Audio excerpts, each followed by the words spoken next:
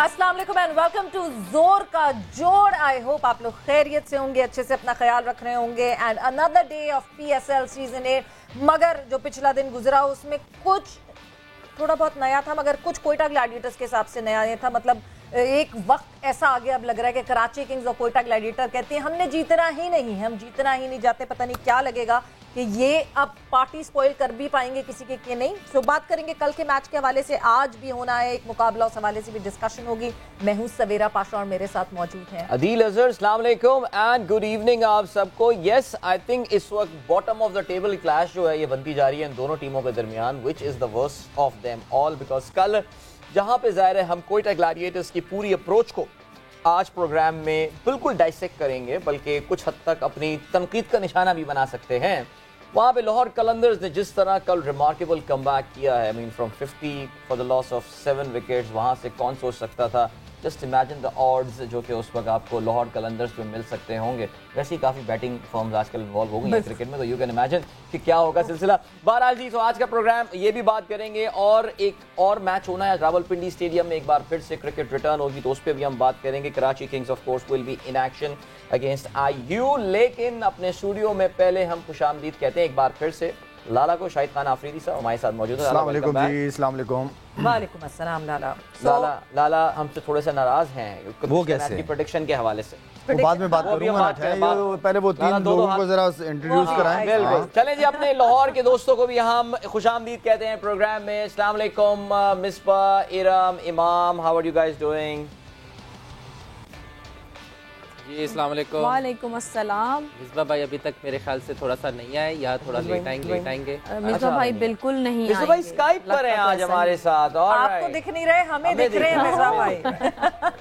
कैसे हैं मिसबा आप? खैरियत? अल्हम्दुलिल्लाह मैं ठीक ठाक हूँ, आप सब ठीक है? बिल्कुल खैरियत से। और इंजी भाई भी है। इंजी भाई ने भी ज्वाइन किया है। सो अस्सलाम वालेकुम इंजी भाई। जी वालेकुम अस्सलाम, और मेरा भी सारों को सलाम। वालेकुम सलाम रहमतुल्लाह। इंजी भाई सालगिरह, आज इंजी भाई की सालगिरह है। ये तो आज इंजी भाई की सालगिरह है। सबसे पहले जो है आपको बहुत बहुत मुबारक हो आपकी सालगिरह की। और जो है आप हमारे साथ यहाँ बैठे होते तो हम जरूर केक काटते आपके साथ, मगर ये देखें एहतमाम है। इंजी भाई एहतमाम किया। इंजी भाई ये देखें चाट भी और समोसा भी रखा हुआ है इंजी भाई। जी बस इसका मतलब है कि मैं खुद याली चीजें मिस करूंगा साथ। नहीं आप ऑर्डर कर ले अपने होटल। नहीं मिसबा, इंजी भाई की सेहत का तकाजा है कि आप ये चीजें मिस करें, बिकॉज हम चाहते हैं कि आप बहुत लंबी उम्र गुजारें और ऐसे ही मौजूद रहें यहाँ पे। वैसे एक फैक्ट है, वैसे माशाल्लाह शायद दोनों में दोस्ती इतनी है, मैं वाकई पता है मैं दाढ़ी के कलर से पहचाना कि ये मुशी भाई हैं या इंजी भाई हैं, इससे फर्क से ही अंदाजा हुआ। लेकिन बहरहाल चलें जी, चलें गाइस मैच जी। जलाल कुछ कहना चाह रहे हैं? कौन मैं? मुझे लगा आप कुछ कहना चाह रहे हैं। अच्छा चलें जी, alright. So this is it. अब पाकिस्तान सुपर लीग में ऑफ कोर्स कल का जो मैच हुआ, नेचुरली उसके हवाले से बात करेंगे। Quetta Gladiators versus Lahore Qalandars. पहले इस मैच की जरा समरी देख लेते हैं, टॉप परफॉर्मर्स पे नजर डाल लेते हैं, पॉइंट्स टेबल पर नजर डाल लेते हैं, और फिर हमारे इस जबरदस्त से पैनल के साथ जो है वो हम इनकी परफॉर्मेंस का जो है वो डाइसेक्शन भी शुरू करेंगे। Alright, so Quetta gladiators, well Lahore Qalandars batted first, और जैसे कि हम बात कर चुके हैं 50 रन पे 7 खिलाड़ी आउट। उस वक्त लग यही रहा था कि शायद इस PSL का लोएस्ट स्कोर ये बनेगा, लेकिन उसके बाद remarkable comeback. Sikandar Raza, what a signing he is proving to be for Lahore Qalandars. और सिकंदर रजा ने जो है वो धुआंधार 71 रन बनाए, 34 गेंदों पे 8 चौके और 3 छक्के इसमें शामिल थे। इनका बड़ा अच्छा साथ दिया राशिद खान ने, जो कि अपनी अब बाकायदा ऑलराउंड कारकर्दगी जो है इस टूर्नामेंट में दिखा रहे हैं। क्योंकि राशिद ने 21 रन बनाए, लेकिन I think in the context of the game this was very important. अगर हम बॉलिंग के हवाले से बात करें तो कोयटा ग्लैडिएटर्स के लिए जो पिक ऑफ द बॉलर रहे वो रहे मोहम्मद नवाज। हमने नवाज के हवाले से बात की थी। फाइनली पहली एक परफॉर्मेंस नवाज की जिसके बारे में he can feel very good about. 19 run देकर 2 खिलाड़ियों को आउट किया अपने 3 ओवर्स में। 2 विकेटें भी नवीन उल हक ने हासिल की, but he prove to be expensive. He gave 36 in his 4। जवाब में वेल स्टार्ट कोयटा ग्लैडिएटर्स का तो बहुत अच्छा रहा, और विल स्मीड ने जो है वो इनिंग को एक अच्छा इम्पीटस प्रोवाइड किया। यासिर खान उनके साथ थे, लेकिन कहना यह पड़ेगा कि 2 विकेटें गिरने के बाद Quetta just lost their way. Sarfaraz की ऑफ कोर्स कल की इनिंग 27 रन, जिस वक्त वैसे सेकंड नंबर पे स्कोरर नजर आ रहे हैं, लेकिन 28 बॉलों पे ये 27 रन, और इसको आप कंपेयर करें with what Imad Wasim and all are doing lower down the order, तो ज़ाहिर है आज काफ़ी अच्छा डिस्कशन इस पे बनेगा। लाहौर की अगर हम बॉलिंग के हवाले से बात करें, 3 विकेटें हासिल की हारिस रऊफ ने 22 रन दे के, his best performance in the tournament so far. 2 विकेटें राशिद की 14 run in his 4 overs. And David Wiese, जिस दिन से हमने डेविड वीजा के हवाले से ये बात की थी कि भाई अब उनका हर मैच में परफॉर्म कर रहे हैं डेविड वीजा, कल 4 ओवर्स में सिर्फ 22 रन दिए और 1 विकेट भी हासिल की। सिकंदर रजा मैन ऑफ द मैच रहे। लाहौर कलंदर्स ये मैच 17 रन से जीतने में कामयाब हुए और बिल्कुल कंट्रास्ट में थी दोनों। अगर हम इनिंग्स की बात करते हैं तो बिल्कुल कंट्रास्ट में थी। यानी अगर मैं लाहौर कलंदर्स की बात करूं तो शुरू में आपको एक कोलैप्स दिखा और उसके बाद रिकवर किया। दूसरी तरफ Quetta Gladiators started so strong and then the collapse triggered at the almost at the mid or end of the innings. So moving on further, points table पे इस वक्त क्या सिचुएशन है? जी बिल्कुल, लाहौर कलंदर्स ने अपनी position as the top team in HBL PSL अपनी consolidate कर दी है। Defending champion, they are looking very good to retain this crown, but it's too early. Multan Sultan number 2 दूसरी रिप्रेजेंटेशन पे काफी मुल्तान सुल्तान एक्शन में भी नहीं है। इस्लामाबाद यूनाइटेड आज एक्शन में ऑफ कोर्स नजर आने वाली है। 5 पॉइंट्स के बाद 6 उनके जो हैं 5 मैचेस के बाद 6 पॉइंट्स है। पेशावर ज़ल्मी नंबर 4 पर, Karachi Kings is at number 5 and again जो मैं बार बार बात बोल रहा हूँ, sitting comfortably at the bottom Quetta Gladiators, यानी उनको कुछ मूड भी नहीं लग रहा आगे मूव करने का। इस वक्त 2 पॉइंट्स के साथ दे आर एट नंबर 6। बिल्कुल जी, मुश्किलात बहुत हैं कोयटा ग्लैडिएटर्स के लिए। अच्छा, 2 के हमने डिस्कशन और इसकी शुरू कर दी है लाहौर कलंदर्स और कोयटा ग्लैडिएटर के हवाले से, बट बिकॉज आज मौका है और जाहिर सी बात है जब भी हमारे पैनल में किसी की सालगिरह तो ऐसा कैसे कि थोड़ी सी उस बारे में बात ना करें। साथ ही साथ मुश्ताक अहमद मुशी भाई ने भी हमें ज्वाइन इन कर लिया है। सो आपको भी खुशामदीद मुशी भाई। और कहाँ गए इंजी भाई? इंजी भाई कहाँ गए? अरे बर्थडे बॉय आ जाएंगे, कहना भी आ जाएंगे। अच्छा, जो भाई बर्थडे बॉय को भी बुला लें, क्योंकि अब जो है हम थोड़ा सा सवालात का सिलसिला वो शुरू करेंगे उस हिसाब से। लाला, आपकी कोई मेमोरी इंजी भाई के साथ ऐसी कोई खास मेमोरी? एनजी भाई के साथ मेरा बड़ा ज़बरदस्त बहुत खूबसूरत वक्त गुजरा है, और क्योंकि सीनियर भी थे, छोटे भाइयों की तरह ही ख्याल रखा हमारा।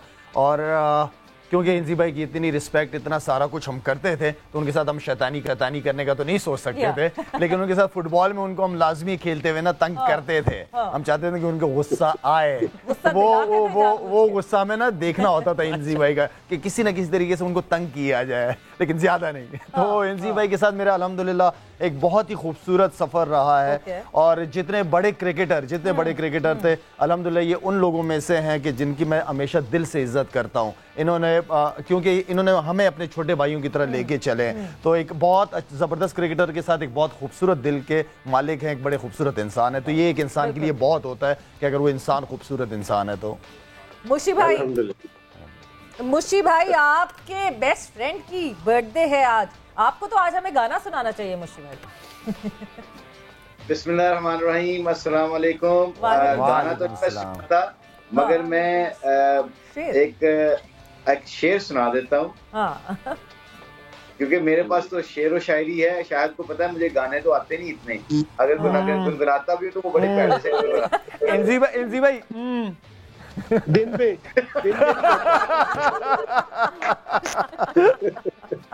वाह, ब्यूटीफुल शायद, ग्रेट आंसर, वेरी गुड। एनजी भाई से सीखा है मैंने ये। Very good, I love this sense of humour Shahid. अच्छा, वैसे मैं इंजी के बारे में जिस तरह शाहिद ने बात की है, एक तो ऑब्वियसली पाकिस्तान के जो लेजेंड्स क्रिकेटर्स हैं उनमें उनका शुमार होता है और सबसे ज्यादा स्कोर करने वाले बैट्समैन भी हैं। सबसे बड़ी बात बहुत कम लोगों को पता है कि इंजी की सेंस ऑफ ह्यूमर बहुत अच्छी है। जिस तरह शाहिद ने अभी किया ना, हाँ, ये करके ना वो अगले बंदे की बात का पूरा जवाब दे देते हैं। तो उनकी सेंस ऑफ ह्यूमर इंजी की बहुत तगड़ी है। He is one of the nice guy in a sense of के बड़े ऑनेस्ट हैं और अपने दोस्तों का बहुत ख्याल रखते हैं, मेहमान नवाज बहुत हैं। लोगों को पता है कि शाहिद ने जैसे बात की ना कि क्रिकेटर अच्छा होना बड़ी अच्छी बात है, पाकिस्तान को सर्व करना, बट एक अच्छा इंसान होना बहुत जरूरी होता है, क्योंकि फिर आपकी इज्जत बाद में आपके स्कोर या आपकी परफॉर्मेंस नहीं करवाती, वो आपके कुलीग्स आपकी इज्जत तब करते हैं जब आप अच्छे इंसान होते हैं, जब आप मेहमान नवाज होते हैं। और इंजी को अल्लाह ने बड़ी खूबियों से नवाजा हुआ है कि वो बहुत अच्छे मेहमान नवाज हैं, खुद अपने हाथों से खाना खिलाते हैं, बल्कि खुद नहीं, इनकी फैमिली में इनके जितने भी बच्चे हैं माशाल्लाह से, वो जो मेहमान आते हैं उनको खुद अपने हाथों से सर्व करते हैं, उनकी खिदमत करते हैं। तो ये इंजी की सबसे बड़ी खूबियां हैं। जो स्कोरों का तो जैसे आपने माशाल्लाह पूरा कल के मैच के स्टैट्स भी निकाल दिए, स्कोर कार्ड भी निकाल दिया। अब लोगों को तो इंजी के स्कोरों का तो पता है, उनकी परफॉर्मेंस क्रिकेट का पता है। लोग जानना चाहते हैं कई दफा कि अल्लाह का शुक्र है कि जैसे शाहिद ने डिस्क्राइब किया और बड़े अच्छे तरीके से डिस्क्राइब किया है कि लोगों को पता होना चाहिए कि इंजी की सेंस ऑफ ह्यूमर, हम बिल्कुल बोर नहीं होते। जब इंजी, सईद भाई या हम सारे बैठे होते हैं ना, तो we just laugh and laugh and laugh. और सबसे बड़ी बात एंड में जब वही कहूंगा कि अल्लाह का शुक्र है, दीन से बड़ी मोहब्बत करते हैं, अल्लाह के रास्ते में निकल अल्लाह का पैगाम पहुंचाते हैं जब भी इनके पास टाइम होता है। So he's been very devoted to Islam also, which is a very good news as a role model.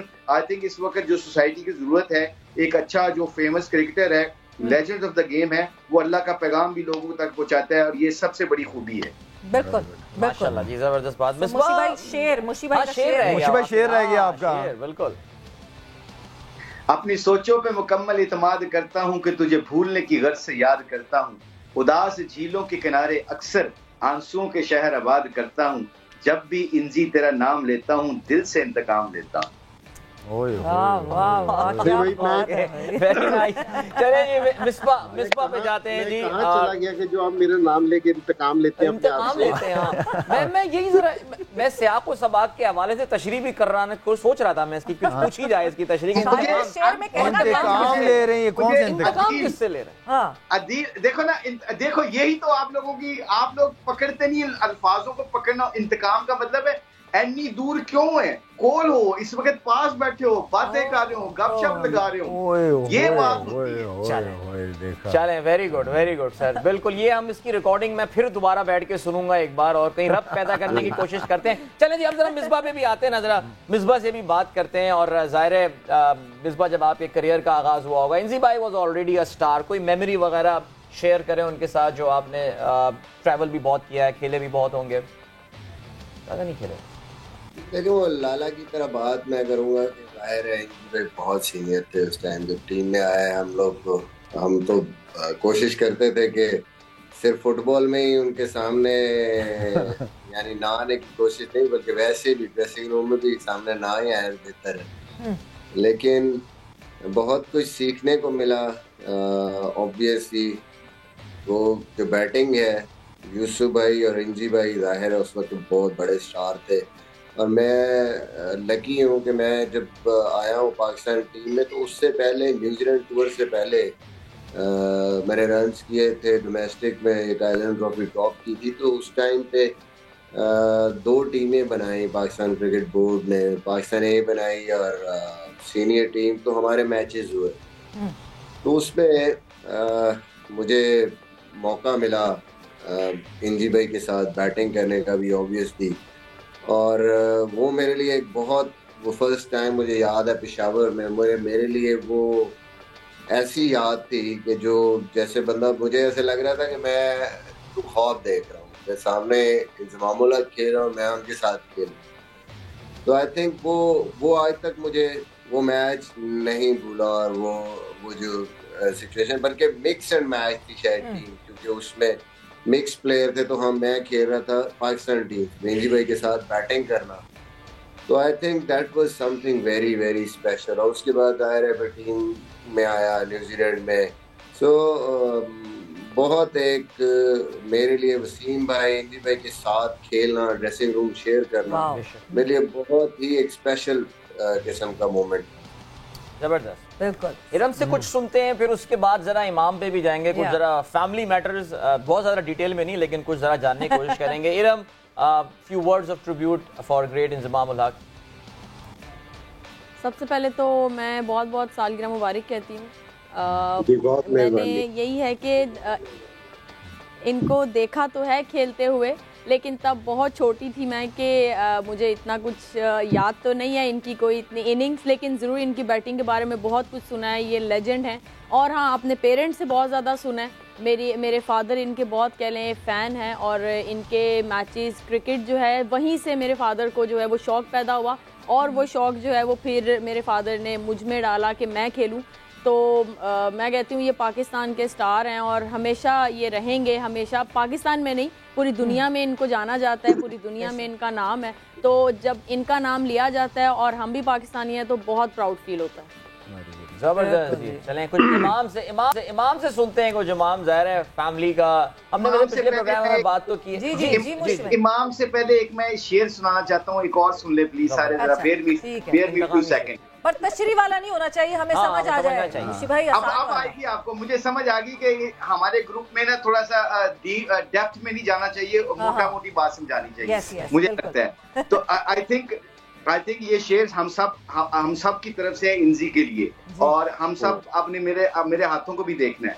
जमीन पे कुछ ऐसे भी जर्रे हैं खाक के, मैं अपने ग्रुप के बारे में कह रहा हूँ, जमीन पे कुछ ऐसे भी जर्रे हैं खाक के, इंजी सितारा है, इन सितारे टूटते हैं जिनकी जुस्तजू के लिए। जबरदस्त, ये वाला फिट हो गया, जबरदस्त। जब तक तू हमें तोड़ेगा नहीं ना तुझे मजा नहीं आएगा। और सितारे तोड़ने के लिए हाइट भी तो चाहिए, तो मुशी भाई की हाइट किधर है? वो थे ना जूते जो आप बता रहे थे, शायद राय कदा नाल नहीं हौसला नाल हुंदी है। You remember this?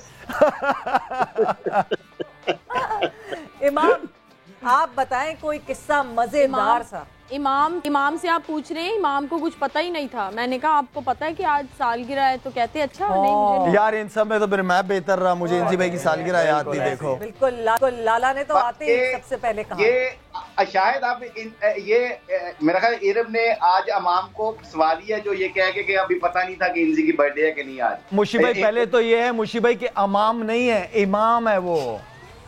हाँ very good, thank you very much. Please Mushi भाई इतने अरसे से मैं अमाम तो शबर वाली जगह होती है ना, हमाम है मुशी भाई, वो हमाम है, ये इमाम है। वेरी गुड, जिसे मैं आपको शाहिद कहता हूँ। नहीं वो आपको वैसे सुनने में लगता है शाहद कहते हैं, शाहद। हाँ शाहद, जिस मोहब्बत से कहते हैं, लेकिन मुशी भाई आपको शाहद कहते हैं। शाहद कहते हैं, सही है शाहद। अच्छा चलें जी, ग्रेट। इमाम, हाँ जी इमाम, हाँ सही है। हाँ। पहले तो ये इरम मजाक कर रही है, मैंने सबसे पहले मैंने कर दिया था। वेरी गुड इमाम, वेरी गुड।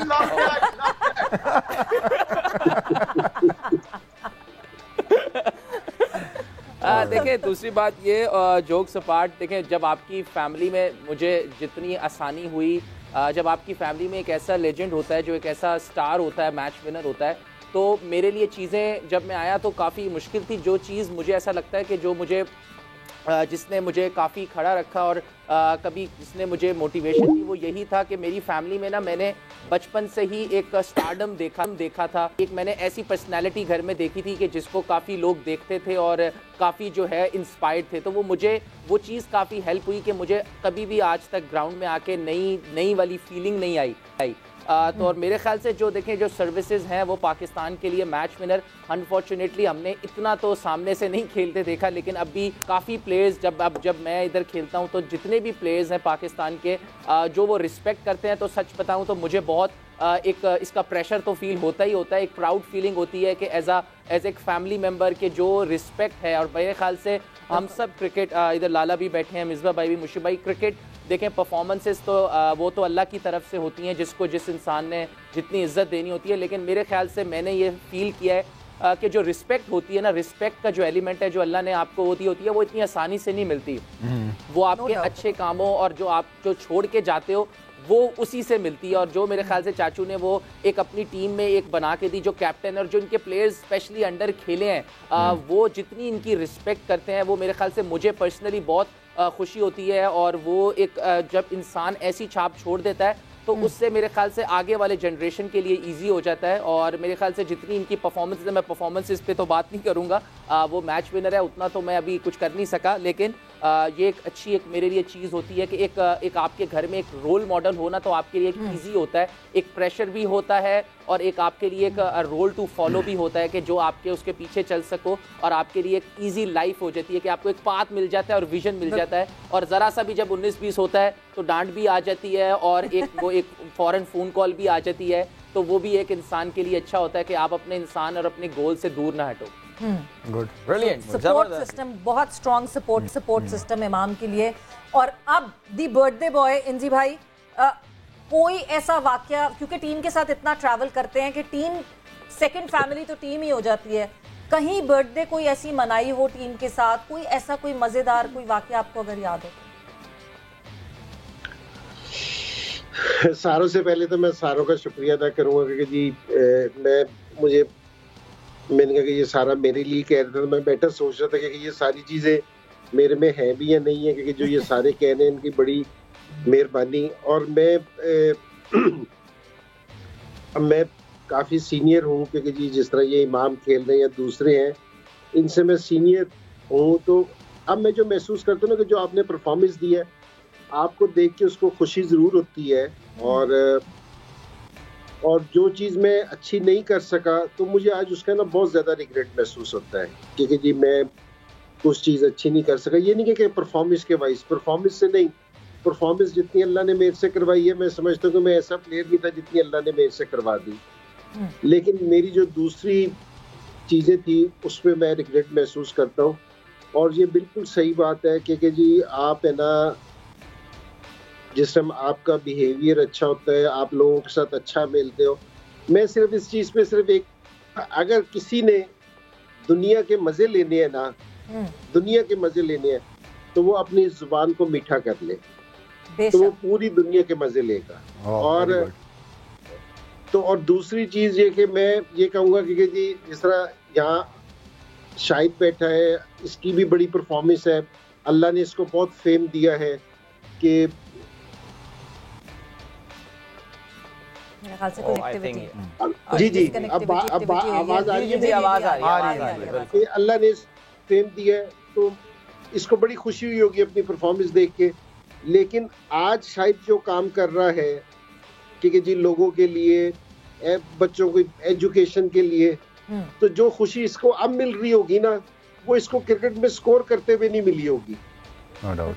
तो जिस टाइम आप लोगों की हेल्प करते हैं, लोगों की हेल्प करते हैं और लोगों के काम आते हैं, तो जो खुशी उस टाइम मिलती है ना कि लोगों से अच्छा मामला करके, तो मैं आपको सही बता रहा हूँ कि वो परफॉर्मेंस से नहीं मिलती। आज टाइम हम प्लेयर्स, मैं सारे यंग प्लेयर्स के लिए कह रहे हैं जो सुन रहे हैं, जो भी है, कि हम बास टाइम परफॉर्मेंस में जिस टाइम खेल रहे होते हैं ना, तो उस टाइम है ना हमारा रवैया, जिस तरह मेरे मुतालिक भी कहते हैं कि जी मैं ज़रा सख्त था, तो मुझे आज इसका रिग्रेट महसूस होता है बहुत ज़्यादा, कोई मैं इसमें बिल्कुल खुश नहीं होता। सो जिस टाइम आप इस टाइम हम्बल होते हो ना, तो फिर ये वाली चीज़ें ना आपको बाद में ना बहुत मज़ा देती हैं, ये आप है ना बहुत इंजॉय करते हो इस चीज़ से। तो अगर किसी के साथ मेरी कुछ हुई हो तो मैं उससे माजरत करता हूँ, और जो इन्होंने सारों ने इतने अच्छे अल्फाज मेरे लिए कहे, तो मैं इनका शुक्रिया अदा करता हूँ। माशाल्लाह जी, इंजी भाई खुश रहें। इंजी भाई आप, अल्लाह ताला आपको लंबी जिंदगी, सेहत, ईमान के साथ नसीब रखे। आमीन जी, आमीन। चलें जी, तो ये हमारा little tribute to the legend on our screen right now, Inzamam ul Haq. और वाकई नाम सुनते ही काफ़ी सारी इनिंग्स जो है, ज़ाहिर है वर्ल्ड कप, हमें तो याद है वर्ल्ड कप, ज़ाहिर है क्योंकि हम तो होश में आ चुके थे उस वक्त, लेकिन उसके अलावा भी काश कभी वक्त मिले इंजी भाई की भी बैठ के वर्ल्ड कप के अलावा और बहुत सारी यादगार हम बात करें। लेकिन फिलहाल इस वक्त हम बात करने वाले हैं PSL 8 के यादगार तरीन मैचेस में से एक, कम से कम लाहौर कलंदर्स के लिए, कोयटा ग्लैडिएटर्स के लिए भी, बिकॉज कल का मैच जो था वो इंतहाई नाकाबिले यकीन ऐसा पासा पलटा लाहौर कलंदर्स ने इस मैच का कि मुझे तो याद नहीं पड़ता सवेरा मेरी कम से कम इतने पस्ती पे जाके कोई टीम मैच जीतने में कामयाब हुई हो। सो स्टार्ट करते हैं डिस्कशन। लाला आपसे हम बात करते हैं 50 for 7, उसके बाद तकरीबन 100 रन के करीब और बनाए लाहौर कलंदर्स ने।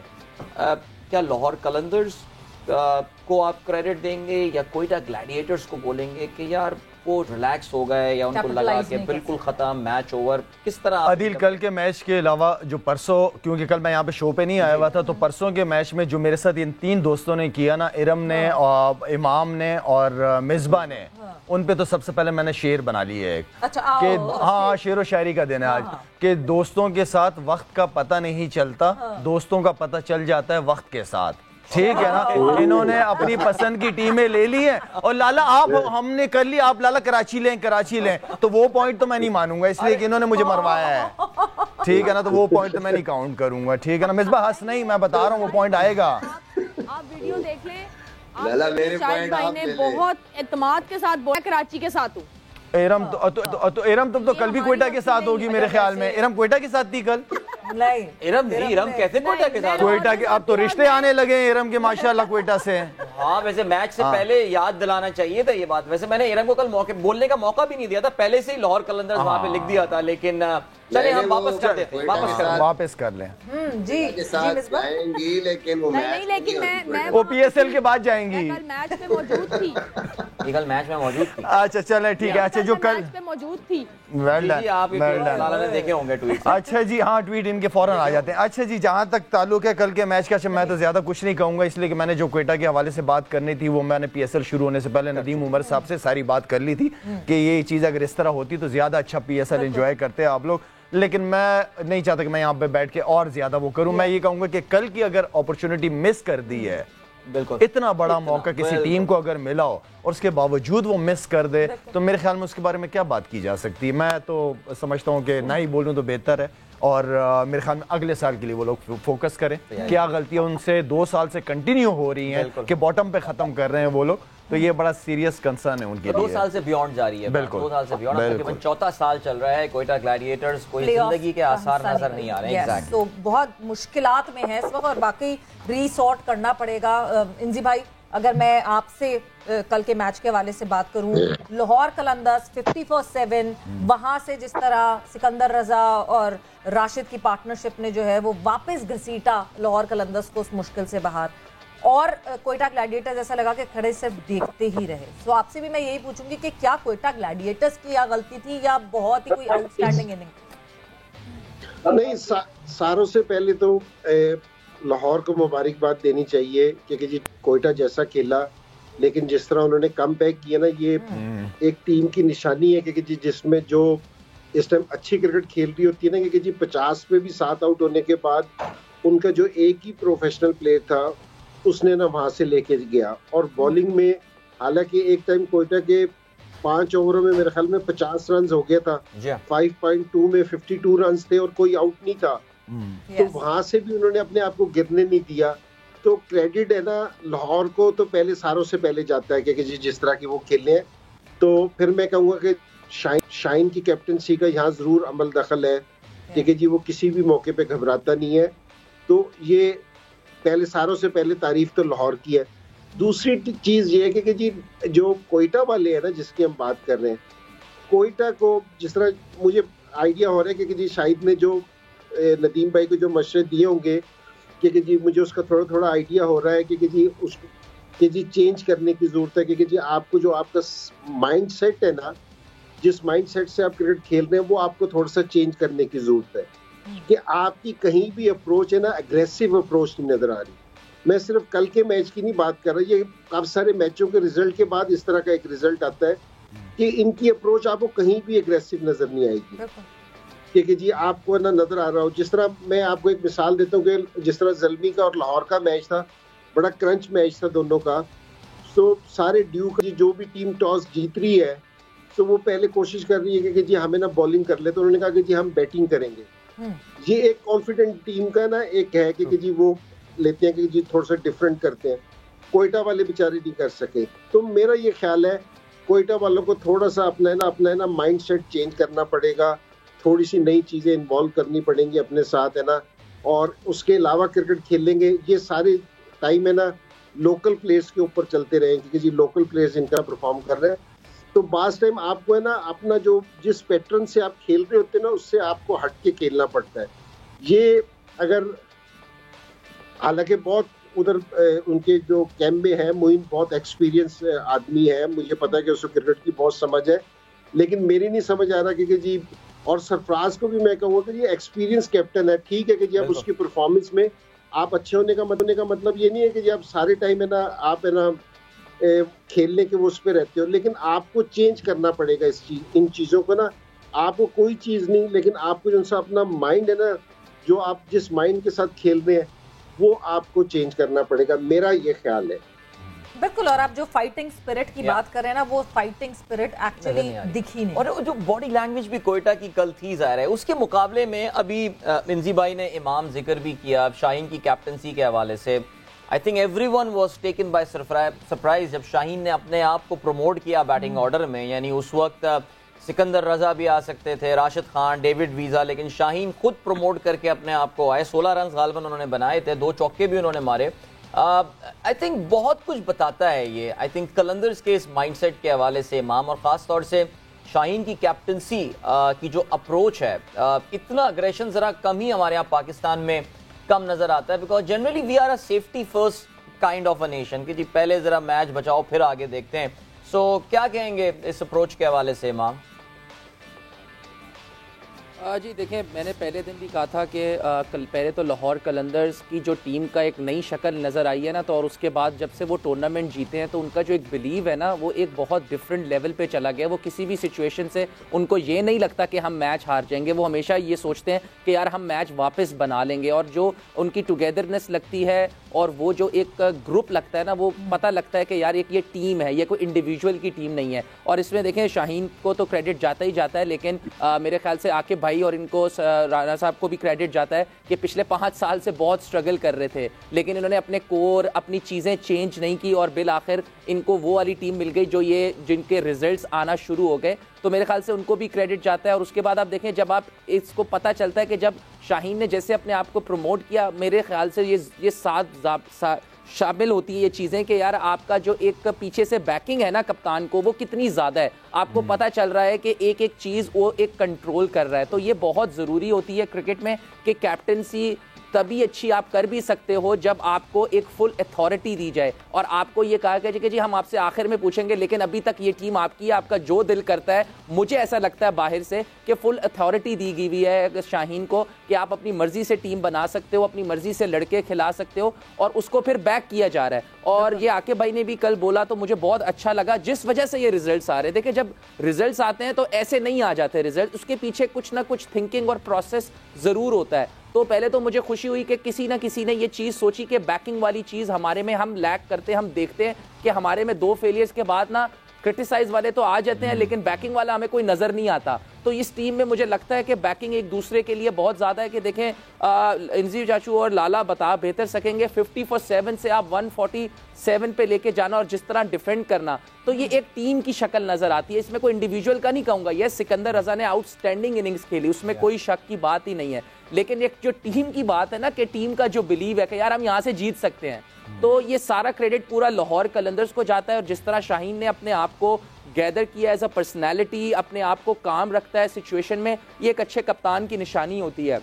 हमें नहीं पता कि वो टूर्नामेंट जीतेगा कि नहीं जीतेगा, लेकिन जिस तरह का उनका प्रोसेस है, तो ये एक टीम टू बीट जिसे आप कह सकते हैं ना कि लाहौर कलंदर्स। दूसरी बात मैं थोड़ा सा टच करूंगा कि इनका जो कोर है 7-8 प्लेयर्स का लोकल का, वो अगर आप देखेंगे ना, वो बहुत स्ट्रांग है। तो उनमें बॉन्ड भी बहुत अच्छा है और उन्हीं को खिलाते हैं, तो जिस वजह से ये टीम्स की जो परफॉर्मेंसेज है ना, मुल्तान और लाहौर की अच्छी होती है। मेरे ख्याल में बहुत ही ज़बरदस्त पॉइंट इस इमाम ने किया है। और साथ में ये कि टीमें जो है ना, वो पता भी वहीं चलता कि आप जब जीतते हो तो पूरी टीम जीतती है, जब हारते हो तो पूरी टीम हारती है। वहाँ ब्लेम गेम जो है ना, वो शुरू नहीं होता, जो किसी भी टीम के लिए एक बहुत ज़बरदस्त होता है कि आप जब सारे एक साथ हो, सब उस चीज़ को मानते हो, अपने ऊपर ब्लेम लेते हो, अपनी परफॉर्मेंसेस को सामने रखते हो कि नहीं यार मुझसे गलती है, मैं अच्छा कर सकता था। ये होती है टीम है। बिल्कुल, एज ए यूनिट अगर टीम खेलती है तो वो इस तरह ही कमबैक्स करना आसान नहीं होते, क्योंकि कल लाहौर कलंदर्स ने इस मैच से बहुत कुछ सीखा होगा।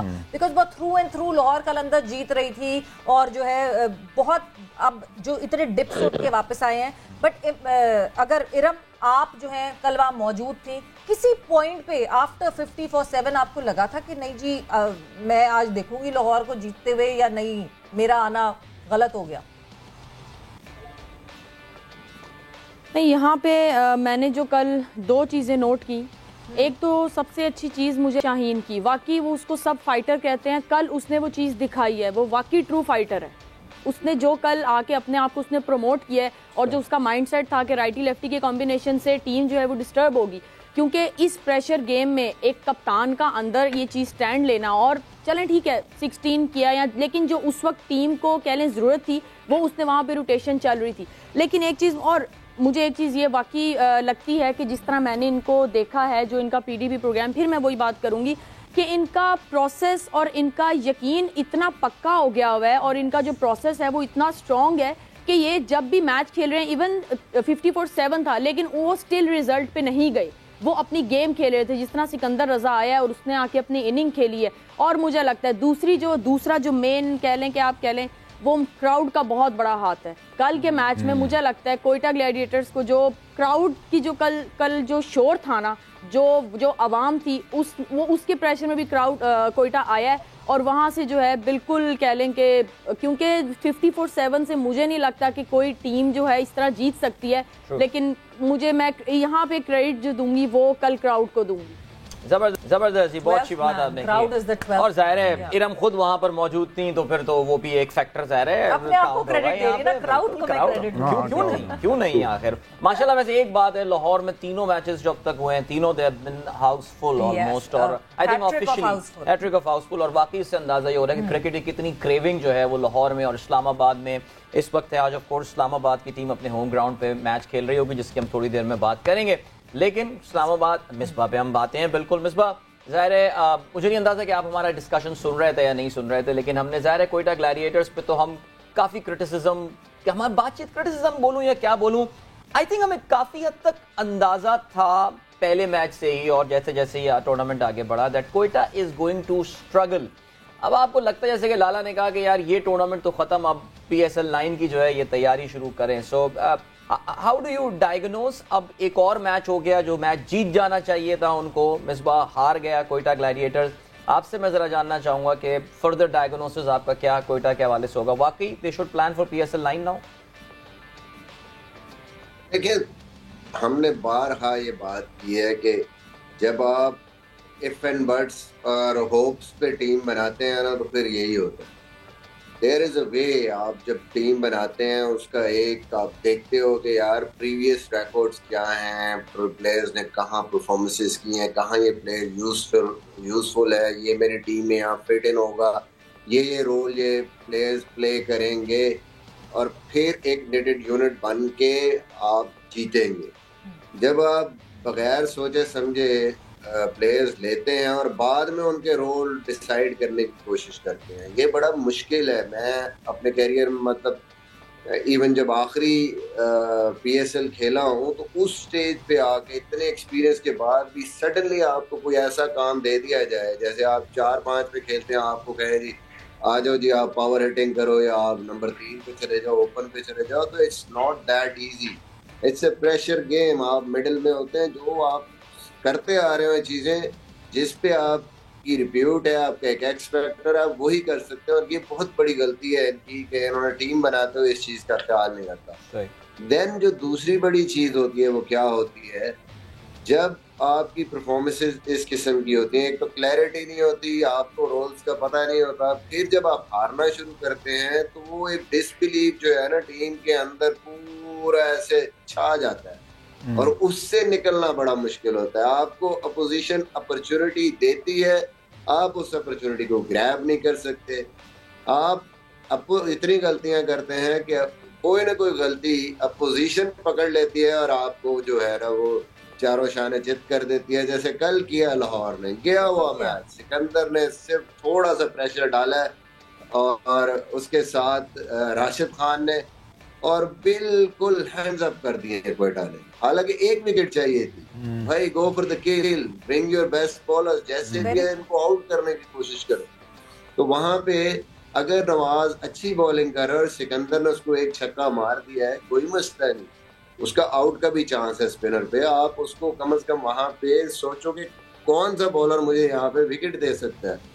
लेकिन if it's not happening, it's not happening. This is sometime in life this goes like that. और जब आपका अच्छा टाइम नहीं जा रहा होता, जो कि आपकी अपनी गलतियों की वजह से नहीं जा रहा होता, तो जो चीज आपको मिलनी चाहिए आप हासिल कर सकते हैं, वो भी हाथ से निकल जाती है। Hats off to Lahore Qalandars, Sikandar Raza, they believed और जितनी जबरदस्त इनिंग राशिद खान ने खेली है और शाहीन का आना, हर कोई कह रहा था कि शाहीन मेन बैट्समैन पड़े क्यों आया, बट शाहीन अच्छा खेल लेता है। अभी भी मैं समझता हूँ कि वो रन आउट हो गया, थोड़ा सा बुखलाहट में वो चला गया, वो अच्छी बैटिंग कर लेता है क्योंकि मैंने उसको पाकिस्तान टीम में देखा है, और स्पेशली लेफ्ट आर्म स्पिनर, वो नवाज के 4 ओवर थे वो ये सोच के आया था, तो देयर माइंड इज वर्किंग और वो अंडर प्रेशर नहीं है, वो अपने डिसीजंस ले रहे हैं, वो ये नहीं सोच रहे कि ये ना हो जाए ये ना हो जाए, जो उनको नजर आ रहा है वो कर रहे हैं, and that is I think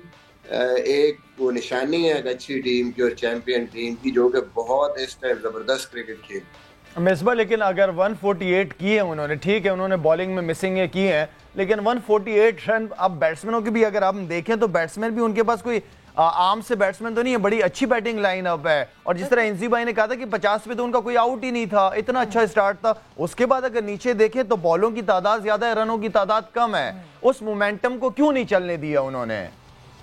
आपकी बात बिल्कुल ठीक है लाला, ये तो दोनों तरफ है, मतलब आपने पहले चांस दिया, आपने पहले चांस दिया बॉलिंग में, फिर आपको बैटिंग में आपके ओपनर्स ने चांस दिया और बिल्कुल मैच एक तरफ कर दिया उन्होंने, and then you have no clue, Rashid Khan जैसा वर्ल्ड क्लास स्पिनर आया, आपको कुछ समझ नहीं, कोई प्लान समझ नहीं आई कि कैसे आपने उसको मतलब रन बॉल भी खेलना है तो कैसे खेलना है। जैसे सरफराज ने अपने आप को अगर प्रमोट किया है पिछले मैचों में, तो यहाँ पे भी अगर 6 ओवर खत्म हुए थे तो जैसे शाहीन ने सोचा है, एक मैच जो जीते हैं उसमें सरफराज 3 पे आया था ना, तो उस पे अगर वो खेल गए थे ऊपर से तो फिर वो प्रमोट कर देता अपने आप को। नो डाउट जितनी मर्जी आप स्ट्रेटजी बना लें, गंदी बैटिंग हुई है, इतनी बैटिंग को ये ईरान आराम से करने चाहिए थे, बट छोटी छोटी गलतियां अपोजिशन कैपिटलाइज करती है। मुझे नहीं समझ आती, मैं कभी भी लाहौर कलंदर के अगेंस्ट खेलूं तो मैं टॉस जीत के कभी भी बॉलिंग ना करूं, क्योंकि मुझे पता है their strength, world class bowling lineup है, उन्होंने 120 भी अगर वो करेंगे ना तो किसी हिसाब से वो चेस कराएंगे, क्योंकि वो अपने रिसोर्सेज को उस तरीके से यूटिलाइज करेंगे। तो स्टार्ट से ही आपने जो है ना, आपने पता नहीं क्या सोचा, और आपकी बैटिंग पहले भी लड़खड़ाई हुई है और आपने एक जो मैच जीता भी है वो डिफेंड करते हुए जीता है, देन व्हाई नॉट, और आपने अपनी बॉलिंग स्ट्रॉन्ग भी की है, और एक क्लियर कट एक चीज नजर आ रही है यहाँ पे कि ज्यादातर टीमें पहले खेल के जीत रही है, तो सारी चीजें मिल मिला के ना, छोटी छोटी चीजें मिल मिला के वो आपकी हार की वजह बनती हैं। You just keep on throwing opportunities, और अपोजिशन जाहिर है जब तगड़ी टीम होगी वो किसी न किसी अपॉर्चुनिटी जो आप उसको देंगे उस पर वो कैपिटलाइज कर जाएगी, और लाहौर कर गई वो कैपिटलाइज उसको। अच्छा इधर मैं इस चीज पे ना, शाहिद ने जो चीज पूछी है ना, इसका मैं थोड़ा सा इस पे बात करना चाह रहा हूँ कि जिस तरह ये लाहौर के ये 7 आउट हो गए थे ना 50 पे, सो हम T20 में ये कहते हैं कि जी हम है ना, जो एक रिदम है ना, एक पेस है, बेशक विकेटें गिर जाए आप उसको ना ड्रॉप होने दो, कि बेशक लाहौर की टीम 70 पे आउट हो जाती लेकिन वो अपना रिदम को ड्रॉप नहीं होने देना चाहिए था। तो क्योंकि हमने ये वाली गलती कहा कि हम जिस समय इस्लामाबाद से खेल रहे थे जिसमें बाबर ने 75 किया था, हमने उस टाइम ये सोचा कि हमने कहा कि जरा यार थोड़ा सा ना जरा स्लो डाउन हो जाओ और फिर बाद में हम इसको पकड़ लेंगे, तो हम बाद में रिदम है ना अपना पिक नहीं कर सके वापसी, कि वो हमारी प्लानिंग गलत थी। लेकिन हम अगर लास्ट मैच जो हम खेले हैं जिसमें हमारे 3 आउट हो गए, हमने कहा 3 आउट हो जाए, हम 70 पे आउट हो जाए, लेकिन हमने अपनी पेस है ना, रिदम को स्लो नहीं करना, हमने करना अटैक ही है। तो उसमें यह है कि जी बॉलर्स को है ना, दूसरी टीम को है ना फर्क पड़ता है, ठीक है जी, जिस टाइम आप स्लो कर देते हो ना, जिस तरह कोयटा ने स्लो करके क्या किया, वो जो 149 का टारगेट था वो 200 पे ले गए थे, एवरेज बढ़ गई थी, एवरेज बढ़ गई थी 200। आपका जिस टाइम 5 ओवरों में 50 था, आप खेल उसी पे रहे हो, आके आपने 27 किया, 28 बॉलों पे किया, आपने ये उल्टा अपनी टीम को नुकसान पहुंचा दिया। आप एवरेज, आप मेन बैट्समैन होके आप एवरेज 7 से आप एवरेज उठा के 11 पे ले गए अपनी, तो 11 पे जिस आप एवरेज ले जाओगे तो दूसरी टीम का तो स्कोर फिर यही हो गया ना, 10 की अगर एवरेज, उनका स्कोर तो 200 हो गया। तो ये वही मैं कह रहा हूँ कि ये जिस माइंडसेट के साथ खेल रहे हैं ना, अपना माइंडसेट इनको चेंज करना चाहिए, क्योंकि बिल्कुल है ना जी। स्लो, मेरा मतलब है कि जी खेलने की कोशिश करें कि जी टाइम गुजर जाए, T20 में टाइम नहीं गुजरना, आप इसमें सिर्फ एक चीज है कि आपको अटैक करना पड़ेगा, आपको जो अपना रिदम है ना, जो पेस है, आप उसको नहीं तोड़ सकते। और लाहौर ने भी यही किया। अगर सिकंदर रजा ने आके अगर खेला, हालांकि उसका तो कोशिश ये होनी चाहिए थी कि मैं 20 ओवर खेलूं, उसने 34 बॉलों में 70 कर दिया, तो उसने वाली पेस को नहीं ब्रेक किया कि आके अपना अटैक रखा, तो दूसरी टीम अंडर प्रेशर आई थे। तो ये कोयटा वाले ना, ये अपना माइंडसेट जिसकी पहले मैंने बात की थी ना, ये उनका वाला बेहतर नहीं है, क्योंकि ये अपनी पेस को स्लो 20 ओवर खेलने की कोशिश करते हैं। बिल्कुल। और T20 में सबसे ज्यादा जरूरी यही होता है कि मोमेंटम जो है ना, वो मोमेंटम शिफ्ट नहीं होना चाहिए। एक टीम से दूसरी टीम की तरफ अगर मोमेंटम शिफ्ट हो गया तो वो टीम कैपिटलाइज कर सकती है। एंड शायद बीच में जो शाहीन का आना था वो उस मोमेंटम शिफ्ट को हेल्प किया जो सिकंदर ने फिर कैरी किया। बट हम बात करेंगे और डिटेल में, वक्त एक ब्रेक का हुआ, ब्रेक पर जा रहे हैं, ब्रेक से वापस आते हैं तो डिस्कशन करेंगे। जोर का जोड़ में एक दफा फिर से खुशामदीद। और ब्रेक पे जाने से पहले काफी डिटेल में हमने बात की जो कल मैच खेला गया था, लाहौर कलंदर्स वर्सेस कोयटा ग्लैडिएटर, जो कि शुरुआत ऐसी हुई थी, लग ये रहा था कि लाहौर आज नहीं जीत पाएगा और फॉर अ चेंज कोयटा जीत जाएगा। बट कोयटा मेड श्योर कि नहीं भाई, नहीं जीत सकते। लाहौर कलंदर ने 17 रन से ये जीत हासिल की। बट अभी भी हम बहुत डिकोड करने की मुसलसल कोशिश कर रहे हैं, बट कुछ पता नहीं चल रहा कि लाहौर कलंदर्स क्या, कोयटा ग्लैडिएटर्स क्या करे और क्या ना करे। राइट। चलें जरा अपने, अब क्योंकि अभी ज़ाहिर थोड़ी ही देर में जो है वो हम अगले मैच की तरफ जाएंगे, लेकिन एक खिलाड़ी, कल नवाज ने भी परफॉर्म कर दिया, लेकिन एक खिलाड़ी जिसकी परफॉर्मेंस पे हमने काफ़ी तफसील से कल बात की थी, और आज अगर हम कल के मैच में भी देखें तो इफ्तिखार अहमद जो हैं वो परफॉर्म नहीं कर पाए, आए और जाकर चले गए। लाला, मैं आपसे भी जानना चाहूँगा ये बात का कि क्या देखें, इफ्तिखार का जो मैं अभी एक स्टैटिस्टिक्स देख रहा था, PSL 8 में जिन खिलाड़ियों ने भी 100 से ऊपर रन्स किए हैं, इफ्तिखार का स्ट्राइक रेट सबसे कम है उनमें, सिर्फ 103 के स्ट्राइक रेट से इफ्तिखार ने बैटिंग की है। आपको लगता है कि क्या बहुत प्रेशर इफ्तिखार पे आ गया, जो परफॉर्मेंस का 6 बॉलों पे 6 छक्के मार के आ रहा था कोयटा में, और कुछ जिस तरह की चीज़ थी, वरना हम सब एक्सपेक्ट कर रहे थे कि इफ्तिखार एक्स फैक्टर साबित हो सकता है इस टूर्नामेंट में। देखें, अगर इफ्तिखार की आप लास्ट 1-1.5-2 साल की परफॉर्मेंसेस देखें ना, इवन कि डोमेस्टिक हो या T10 है या T20 बांग्लादेश वगैरह, उस लड़के ने परफॉर्म किया कर रहा है, बिल्कुल कर रहा है, ठीक है ना, उसने बड़ी अच्छी परफॉर्मेंसेस दी हैं। और हम यही उम्मीद कर रहे थे कि कोयटा की जो टीम का जो मेन प्लेयर मुझे नज़र आ रहा था वो इफ्तिखार ही नज़र आ रहा था मिडिल ऑर्डर में, ठीक है। तो लेकिन उससे वो परफॉर्मेंसेस नहीं हुई। हकीकत में उसको अच्छे खासे ओवर भी मिले, कम बॉलें भी मिली, लेकिन जो एक्सपेक्टेशन थी वो पूरी नहीं कर पाया। और अभी भी मैं पॉजिटिव हूँ कि जितने भी कोयटा के मैचेस हैं उसकी 1-2 इनिंगें जो हैं वो हमें नजर आएंगी। वो उस लड़के ने बड़ा इंप्रूव किया, तगड़ा प्लेयर है और वो टीम मैन है। तो हो जाता है कभी कभार प्लेयरों से परफॉर्मेंसेस नहीं होती, लेकिन अच्छा ही होता है। वो शायद इफ्तिमीनिया जो था वो शायद उसको जो है वो बहुत ज्यादा बहुत क्रिएट हो गई, शायद उसका प्रेशर शायद एक क्रिएट हो गया।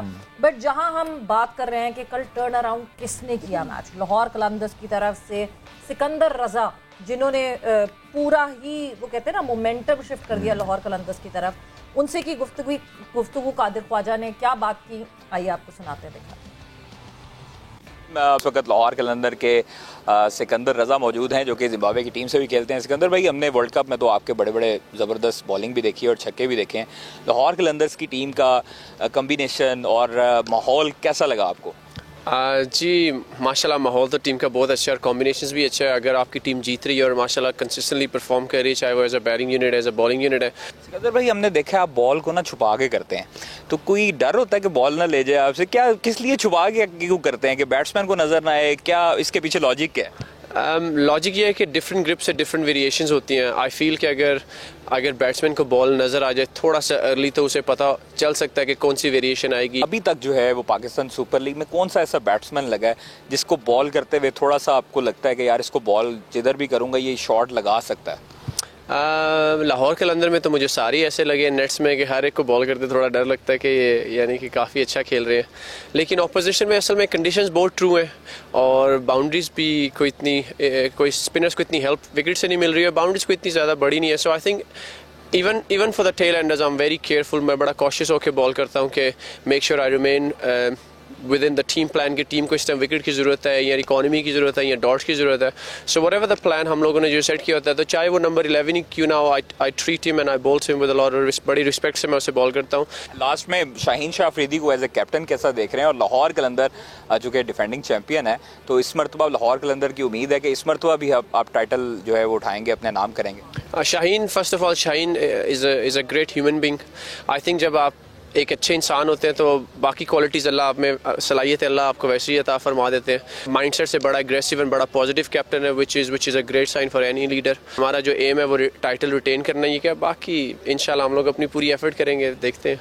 Thank you very much. Sikandar Raza हमारे साथ मौजूद थे और फॉरेन प्लेयर हैं, लाहौर कलंदर्स में खेलते हैं, और इनका यही कहना था कि शाहीन जो है वो बहुत पॉजिटिव प्लेयर भी हैं और इंसान भी हैं, जिसकी वजह से लाहौर कलंदर की टीम जो है वो एक फैमिली की तरह है, और लाहौर कलंदर इस मरतबा भी टाइटल का दिफा ज़रूर करने में कामयाब होगी.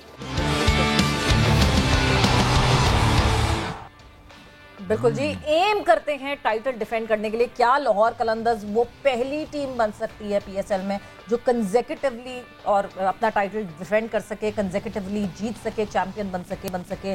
वो तो आगे आने वाला वक्त बताएगा. मगर जिस तरह लाहौर कलंदर्स कल की क्रंच सिचुएशन से बाहर निकल के और जिस तरह उन्होंने रिस्पॉन्ड किया है, that would be very very important for Lahore Qalandar. But moving on further, आज होना है एक और मुकाबला, और पिंडी के ग्राउंड में ये मुकाबला होगा जहां Islamabad United would take on Karachi Kings. So it's Islamabad United versus Karachi Kings. और before we move any further, head to head पे नजर डालते हैं कि इस्लामाबाद यूनाइटेड और कराची कितने मैचेस खेले और क्या किसका कौन कब जीता.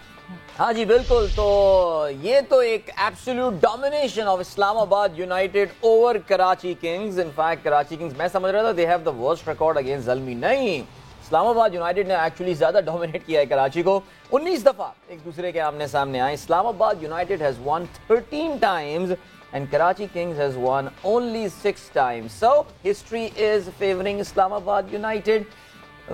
होम ग्राउंड भी इस्लामाबाद का है. कराची के पिछले मैच में हम ये देख चुके हैं कि कंडीशंस को भी वो ठीक से नहीं देख रहा है. सो ज़्यादा चांसेस यही हैं कि ये 14 हो जाएंगे रादर देन 7. सो बहरहाल देखते हैं हम ये सिलसिला कि क्या होगा. सो ये हो गई सूरत हाल. अब हम जरा बात करते हैं कुछ. अच्छा मिसबा, मुझे स्क्रीन पे नजर आ नहीं रहे थे, वरना हम चाह रहे थे कि प्रेडिक्शंस भी जो है वो अभी हम अगर ले लेते तो फिर बड़ा अच्छा होता.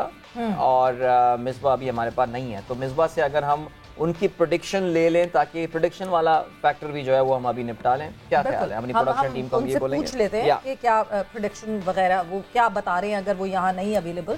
So yes, let's move on towards predictions. Prediction time.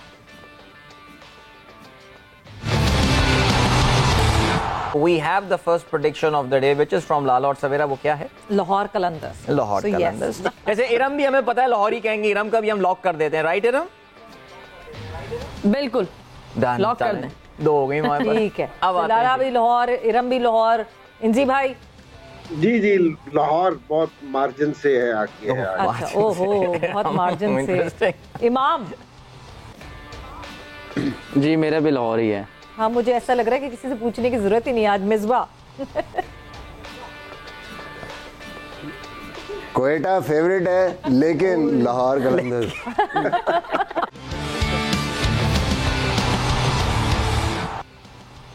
Quetta favourite है वैसे. 50 पे जब 7 आउट थे तो कोयटा फेवरेट ही लग रहा था, लेकिन लाहौर कलंदर्स और वैसे ही हुआ. यानी मिसबा तो अब जिसे कहना चाहिए कोई नजूमी से बन गए हैं, भविष्यवाणी दे रहे हैं. चले जी, तो मिसबा ने अपनी लीड जो है वो बरकरार रखी है. 24 पॉइंट्स उनके हो चुके हैं. He got 12 right.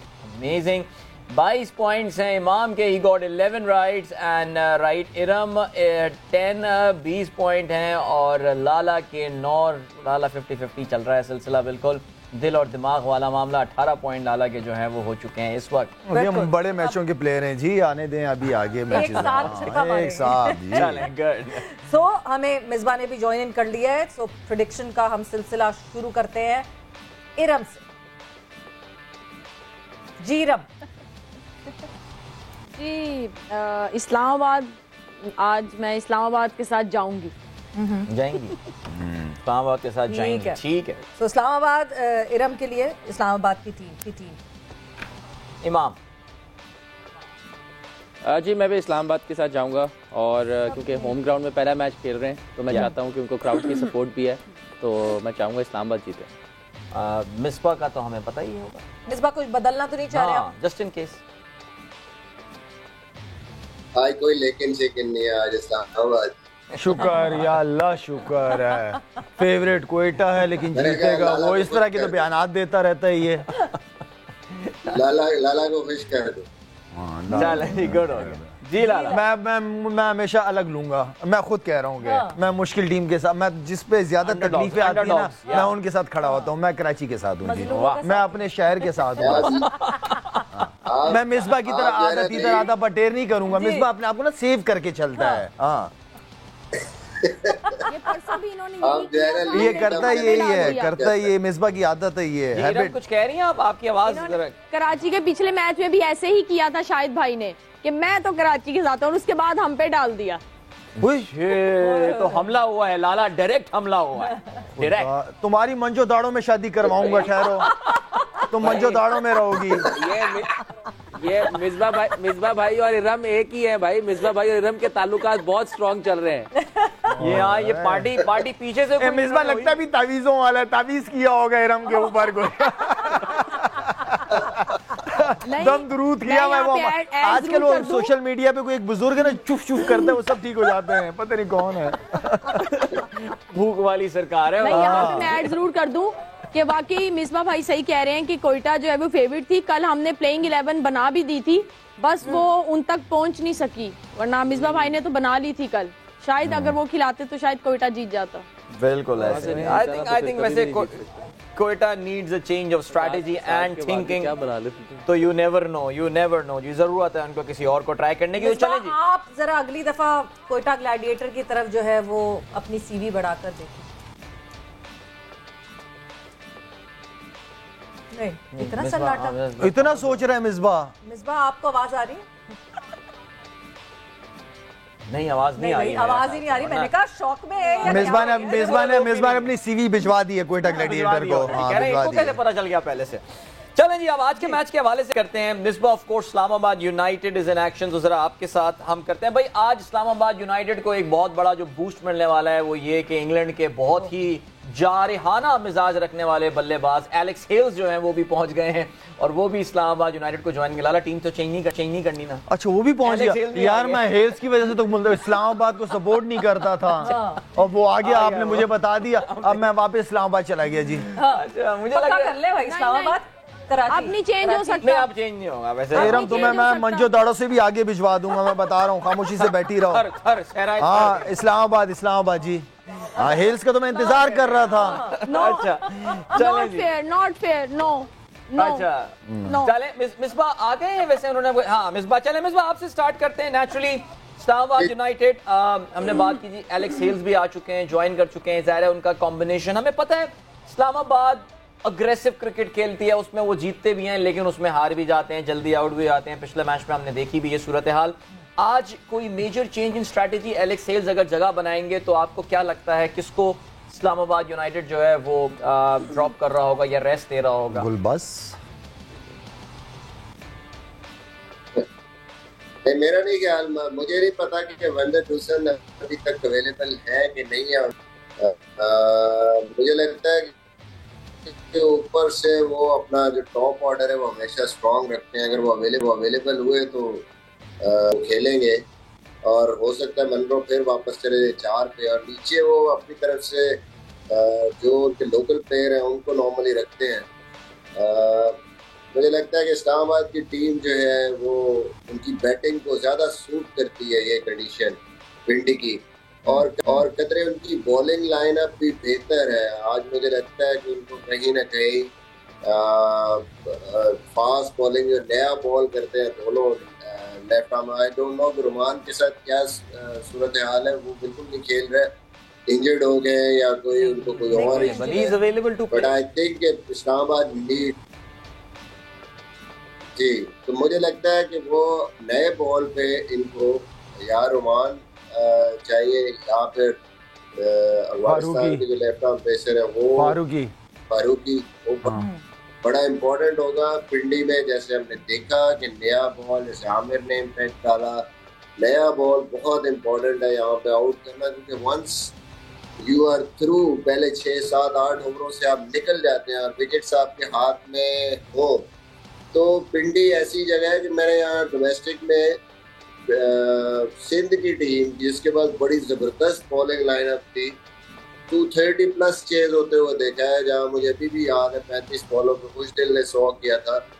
बिल्कुल पहले 6 ओवरों में कुछ कहीं पे भी नहीं थी, 7-8 ओवरों में साउदर्न पंजाब, और उसके बाद जब यहाँ स्कोर शुरू होता है ना तो फिर रुकता ही नहीं है, 10 ओवरों में 150 हो जाता है। तो यहाँ बहुत ही ज़रूरी है किसी भी टीम के लिए कि विकेट लें। विकेट लिए बगैर आपने पेशावर का मैच भी देखा कैसे उन्होंने कमबैक किया। कोई एक भी बैट्समैन अगर खड़ा हो तो बहुत मुश्किल हो जाता है उसको रोकना।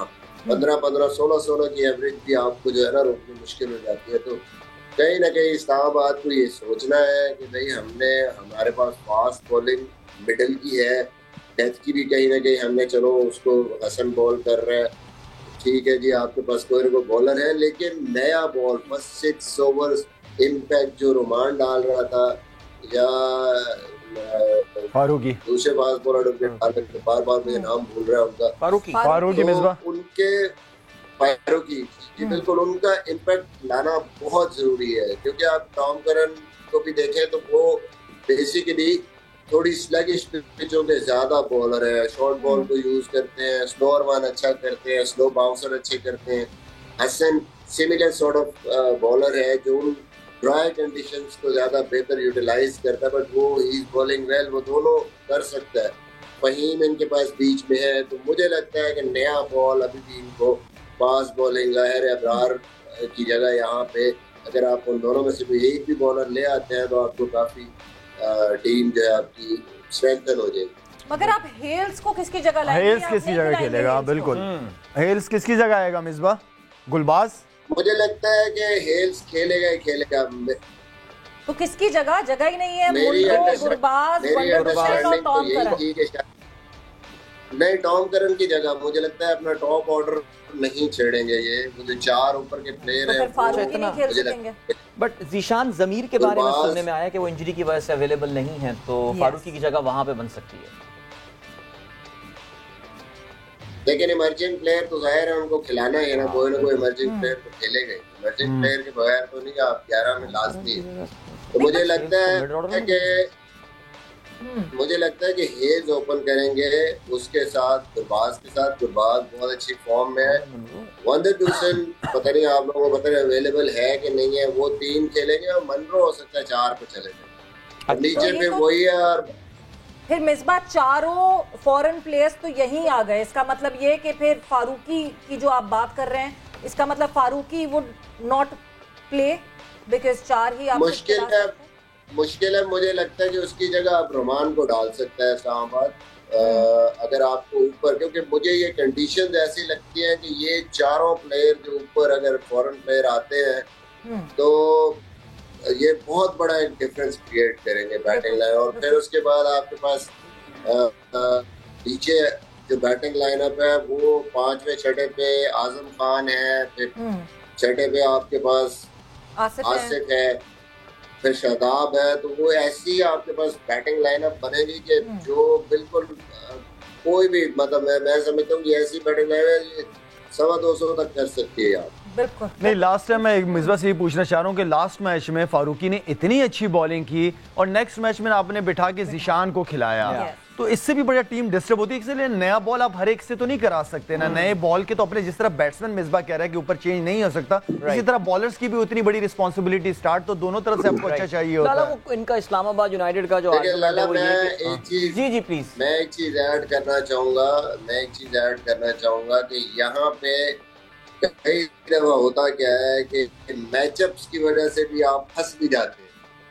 आप मैचअप्स देखते हैं कि अच्छा सामने वाले दोनों प्लेयर लेफ्ट आर्म सीम को बड़ा अच्छा खेलते हैं, उनका रन रेट, उनका जो स्ट्राइक रेट है वो भी अच्छा है, एवरेज भी अच्छी है, वो देख के कई दफा आप चेंज करते हैं और आप ऑन ग्राउंड करंट सिचुएशन या करंट फॉर्म को ज़हन में नहीं रखते या उन कंडीशंस को ध्यान में नहीं रखते, तो उस वजह से बहुत दफा आपको इस तरीके से नुकसान भी हो जाता है। वो इनफॉर्म बंदे को आप उठाते हैं कि जी मैचअप में दूसरा जा रहा है, और वो आपको कई दफा वो कहते हैं ना उल्टी पड़ जाती है, उल्टी पड़ गई सब तदबीरें। वो ये वाला हिसाब लाजमी होता है जब आप मैचअप पे नंबर्स गेम खेल रहे हो। इंजी भाई आपकी तरफ मैं आती हूँ। इस्लामाबाद यूनाइटेड इस वक्त तो बिल्कुल लग रहा है कि स्पॉइल्ड फॉर चॉइसेस है, ऑप्शंस बहुत सारे हैं, बट किसको खिलाना है, क्या सेट कॉम्बिनेशन बनाकर जो है वो, बिकॉज अपने होम ग्राउंड में इस्लामाबाद पहली दफा खेल रही है। सो क्या आपको लगता है क्या कॉम्बिनेशन बैठेगा, कौन से 4 फॉरेन प्लेयर्स आप खेलते हुए देखते हैं इस्लामाबाद की तरफ?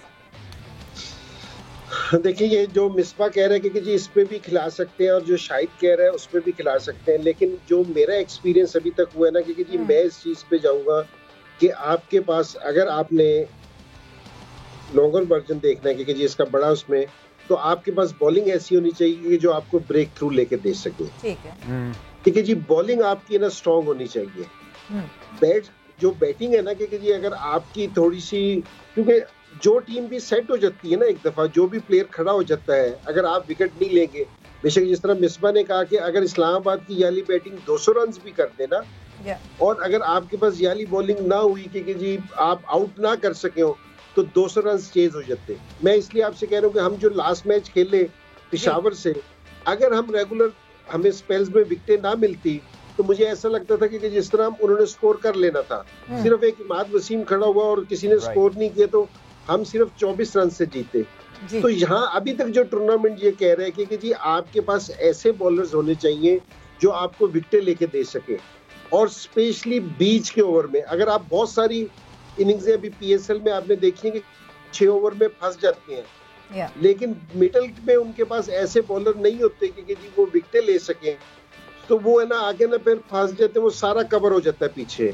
तो मेरा ये ख्याल है कि जी इस्लामाबाद को ये देखना चाहिए कि आप है ना विकेटें किस तरह ले सकते हैं, क्योंकि जी आप है ना अगर रेगुलर उसमें विकेटें आपको मिल सकती हैं, आपकी 5 रेगुलर बॉलर आपके पास होना जरूरी है।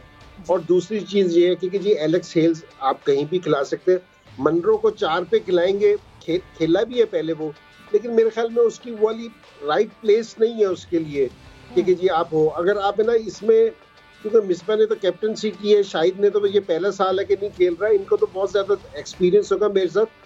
आपको पास में बड़े अच्छे प्लेयर भी आपको लाइन पे बिठाने पड़ते हैं कि जी एमर्जिंग ने भी खेलना है, फिर 4 आपके ओवरसीज प्लेयर हैं, आपको काफी सारी चीजें ना मैनेज कर रहे होते हैं। तो मेरे ख्याल में कि इस्लामाबाद को कहीं ये वाली चीज मैनेज करनी पड़ेगी, लेकिन मैं इस चीज को प्रेफर करूंगा कि जी इनको अपनी पूरी जो बॉलिंग है, जो विकेट टेकिंग ऑप्शंस है, उनको उन पे है ना कंप्रोमाइज नहीं करना चाहिए।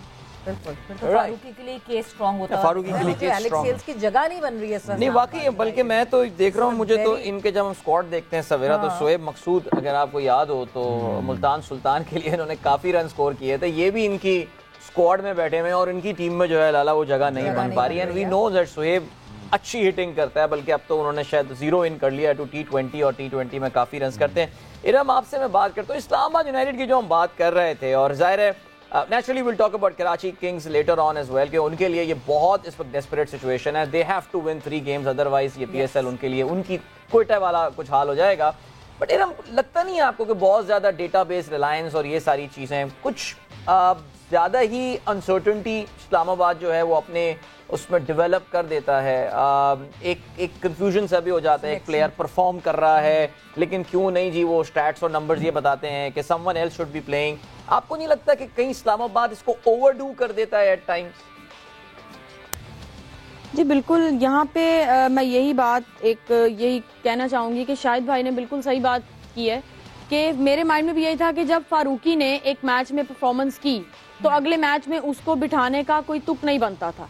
तो और ये जैसे कि कराची और इस्लामाबाद दोनों ही अपना पिछला मैच जो है वो हारते हुए ही आ रहे हैं, तो मुझे लगता है कि इस्लामाबाद एक अच्छी और स्ट्रॉन्ग साइड है। और मुझे एलेक्स हेल्स का बहुत ज़्यादा वेट था, उनके आने से मुझे लगता है टीम इनकी बैटिंग बहुत ज़्यादा स्ट्रॉन्ग हो गई है। आसिफ है, आजम है, एलेक्स है, लेकिन अब बात वही आती है कि इनको हर बैटर को जो है वो यूटिलाइज कैसे करना है, इनके किस किस नंबर पे इनको भेजना है। अब ये कैप्टन और इनकी मैनेजमेंट का काम है कि वो किस तरह से इसको डील करते हैं, क्योंकि अगर अंदर कह लें कि आप टीम में ये अनसर्टेनिटी जो आप कह रहे हैं ये अगर रही तो मुझे लगता है कि इस्लामाबाद की इतनी स्ट्रॉन्ग टीम होने के बाद भी जो है वो उस तरह से परफॉर्मेंस उनकी नहीं आएगी। जहाँ तक कराची की बात है, कराची में मुझे लगता है कि आज वैसे पता नहीं मुझे क्यों फीलिंग एक है कि कराची कुछ कर सकता है, क्योंकि मोहम्मद आमिर की जिस तरह की बॉलिंग हो रही है, मुझे मोहम्मद आमिर का काफ़ी डर है बाकी बैटर्स के लिए।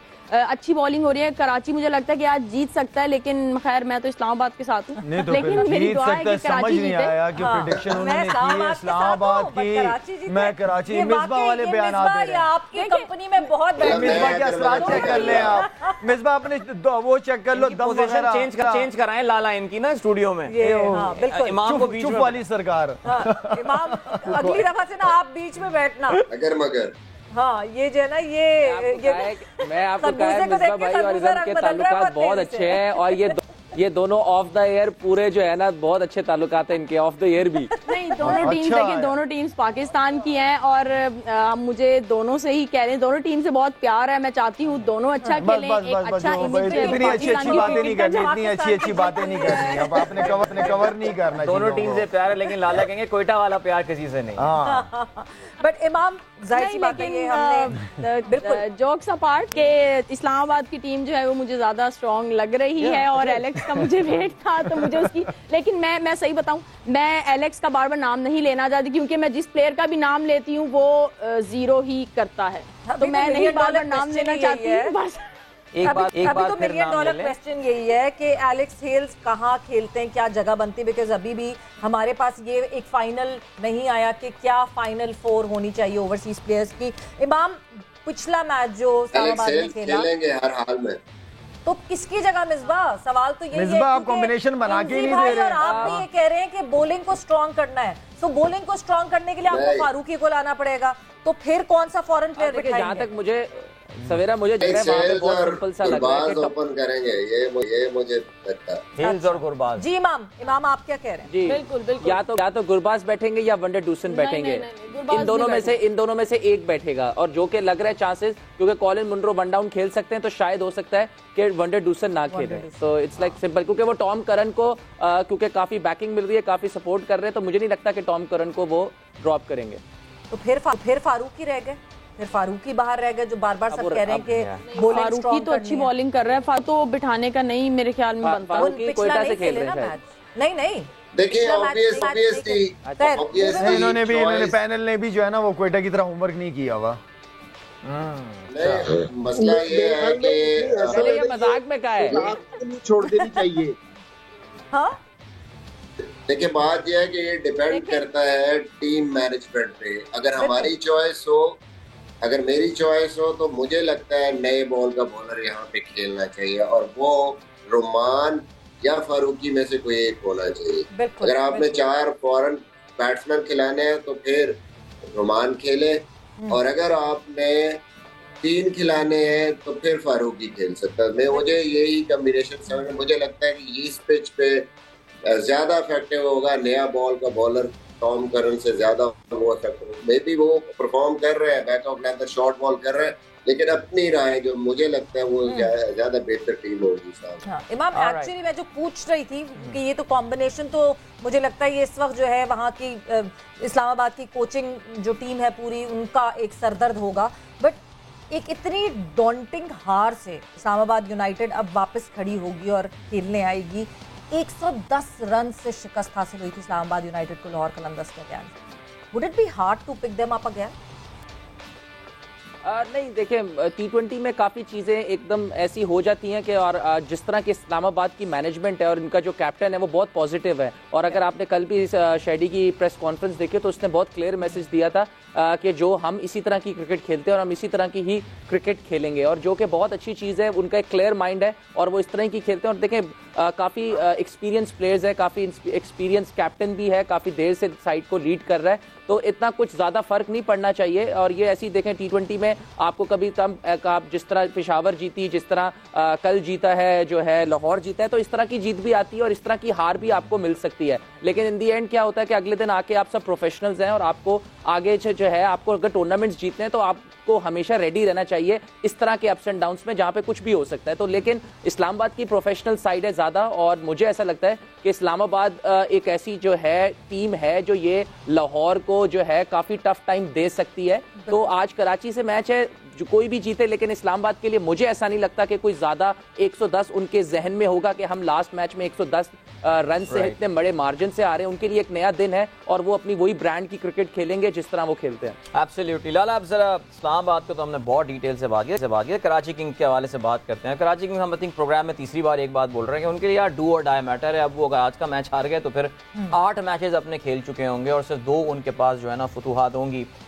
जो कुछ उनके पास है उनकी पटारी में वो इनको आज थ्रो करना पड़ेगा। एक खिलाड़ी जिसको इन्होंने काफ़ी अंडर यूटिलाइज किया, आई थिंक पूरे टूर्नामेंट में सिर्फ एक मैच खिलाया लाला, बड़ा हाईली रेटेड हमारा एक नौजवान खिलाड़ी कासिम अकरम है। काफ़ी बात चल रही है कि उसको खिलाया जा सकता है। पिछले मैच में भी हम शर्जील का सोच रहे थे कि शर्जील को खिलाया जाएगा, लेकिन उन्होंने वो रॉसलिंगटन जो नया प्लेयर इंग्लैंड से भी आया है, आई मीन PSL में पहली बार आया है, उसको उन्होंने जो है वो मौका दिया। कराची की टीम में और मिसबा ने एंड्रयू टाई की भी बात की थी कि वो के पेस है उसके बाद तो उसको आजमाया जा सकता था पिछले मैच में, लेकिन उन्होंने बहरहाल नहीं खिलाया था उसको। क्या लगता है आपको कराची आज ये तब्दीलियां करता हुआ नजर आएगा? बिकॉज अब तो मैच जीतना ही है कराची तो पहले मैच के बाद तब्दीलियां किए जा रहा है। वो कोई किसी एक टीम के साथ जा ही नहीं रहे, वो तो इसलिए कि जीत भी नहीं रहे, और जब जीतते रहे हैं तो बंदा कहता है यार ये कर लो, ये कर लेते देर में टूर्नामेंट निकल जाता है। बिल्कुल ऐसे आधे से आधा इनका निकल चुका है। तो जिस तरह आप कह रहे हैं कि 3 मैचेस इंपॉर्टेंट है, हम सबको पता है तीनों मैचेस उनको खुद भी पता है कि इंपॉर्टेंट है अगर इवेंट के अंदर रहना है। देखिए, अच्छी बात यह है कि इमाद वसीम की एक तो परफॉर्मेंस एज अ कैप्टन बड़ी जबरदस्त नजर आ रही है।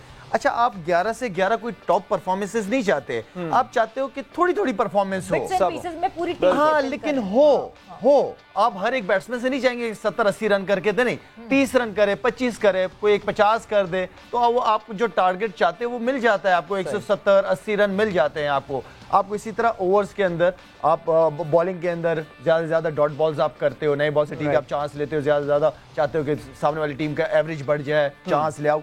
तो इस तरीके के प्लान्स बनते हैं। अभी फिलहाल कोई प्लान मुझे लग रहा है सिर्फ कप्तान की प्लान है, कप्तान ही कोई अपना प्लान बना गया है, उसी हिसाब से चल रहा है। लेकिन पूरी टीम, ज़ाहिर बात है कप्तान अकेला तो नहीं कर सकता। 11 लड़कों की टीम है, स्क्वॉश बैडमिंटन तो नहीं है ना 1-2 लड़कों से चलती हो। 11 के 11 को छोटा छोटा परफॉर्म करना पड़ेगा, तो वो चीज नजर नहीं आया। As a team, as a unit वो चीज नजर नहीं आ रही। शोएब मलिक से बेहतर एक्सपेक्टेशन थी, ज्यादा इससे बेहतर परफॉर्म करना चाहिए था। शोएब मलिक नो डाउट वो दुनिया भर की लीगें खेलता है, काफी एक्सपीरियंस है और हर फ्रेंचाइज उसको लेना चाहती है अपनी टीम के अंदर। और यहाँ पे ज़ाहिर बात हम भी चाह रहे थे कि शोएब मलिक अच्छा परफॉर्म करे, जो उसकी फॉर्म में लगी है। उस तरह नहीं है, एक आधा मैच और देख ले, वरना फिर उसके बाद ये है कि जो आपके पास बेंच में लड़के बैठे हुए हैं, वो जो कासिम अकरम की बात कर रही हैं या 1-2 और लड़के, उनको खिलाएं जी, चांस दे, अगले साल के लिए देखें उनको। 7 मैचेस में 175 रन शोएब मलिक के और 133 के स्ट्राइक रेट और एवरेज 35 की उनकी है SPSL में, तो एक एवरेज सी परफॉर्मेंस है अभी तक इसमें। आप यही समझेंगे। देखिए, जब आप इतने सीनियर प्लेयर को लेते हैं तो जाहिर बात है कि कुछ सोच के ही लेते हैं, एक्सपेक्टेशन ही बहुत ज्यादा होती है। बिल्कुल ऐसी। मिसबा, मैं आपसे वही फिर मुश्किल सवाल यही पूछूंगी, क्या आज आपको लगता है कि कासिम अकरम खेलेंगे शोएब मलिक की जगह?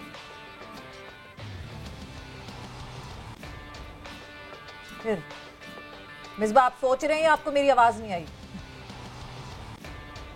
लग रहा है आवाज मुझे लग रहा है मिसबा को आवाज। भाई, मैं आपकी तरफ मूव ऑन करती हूँ।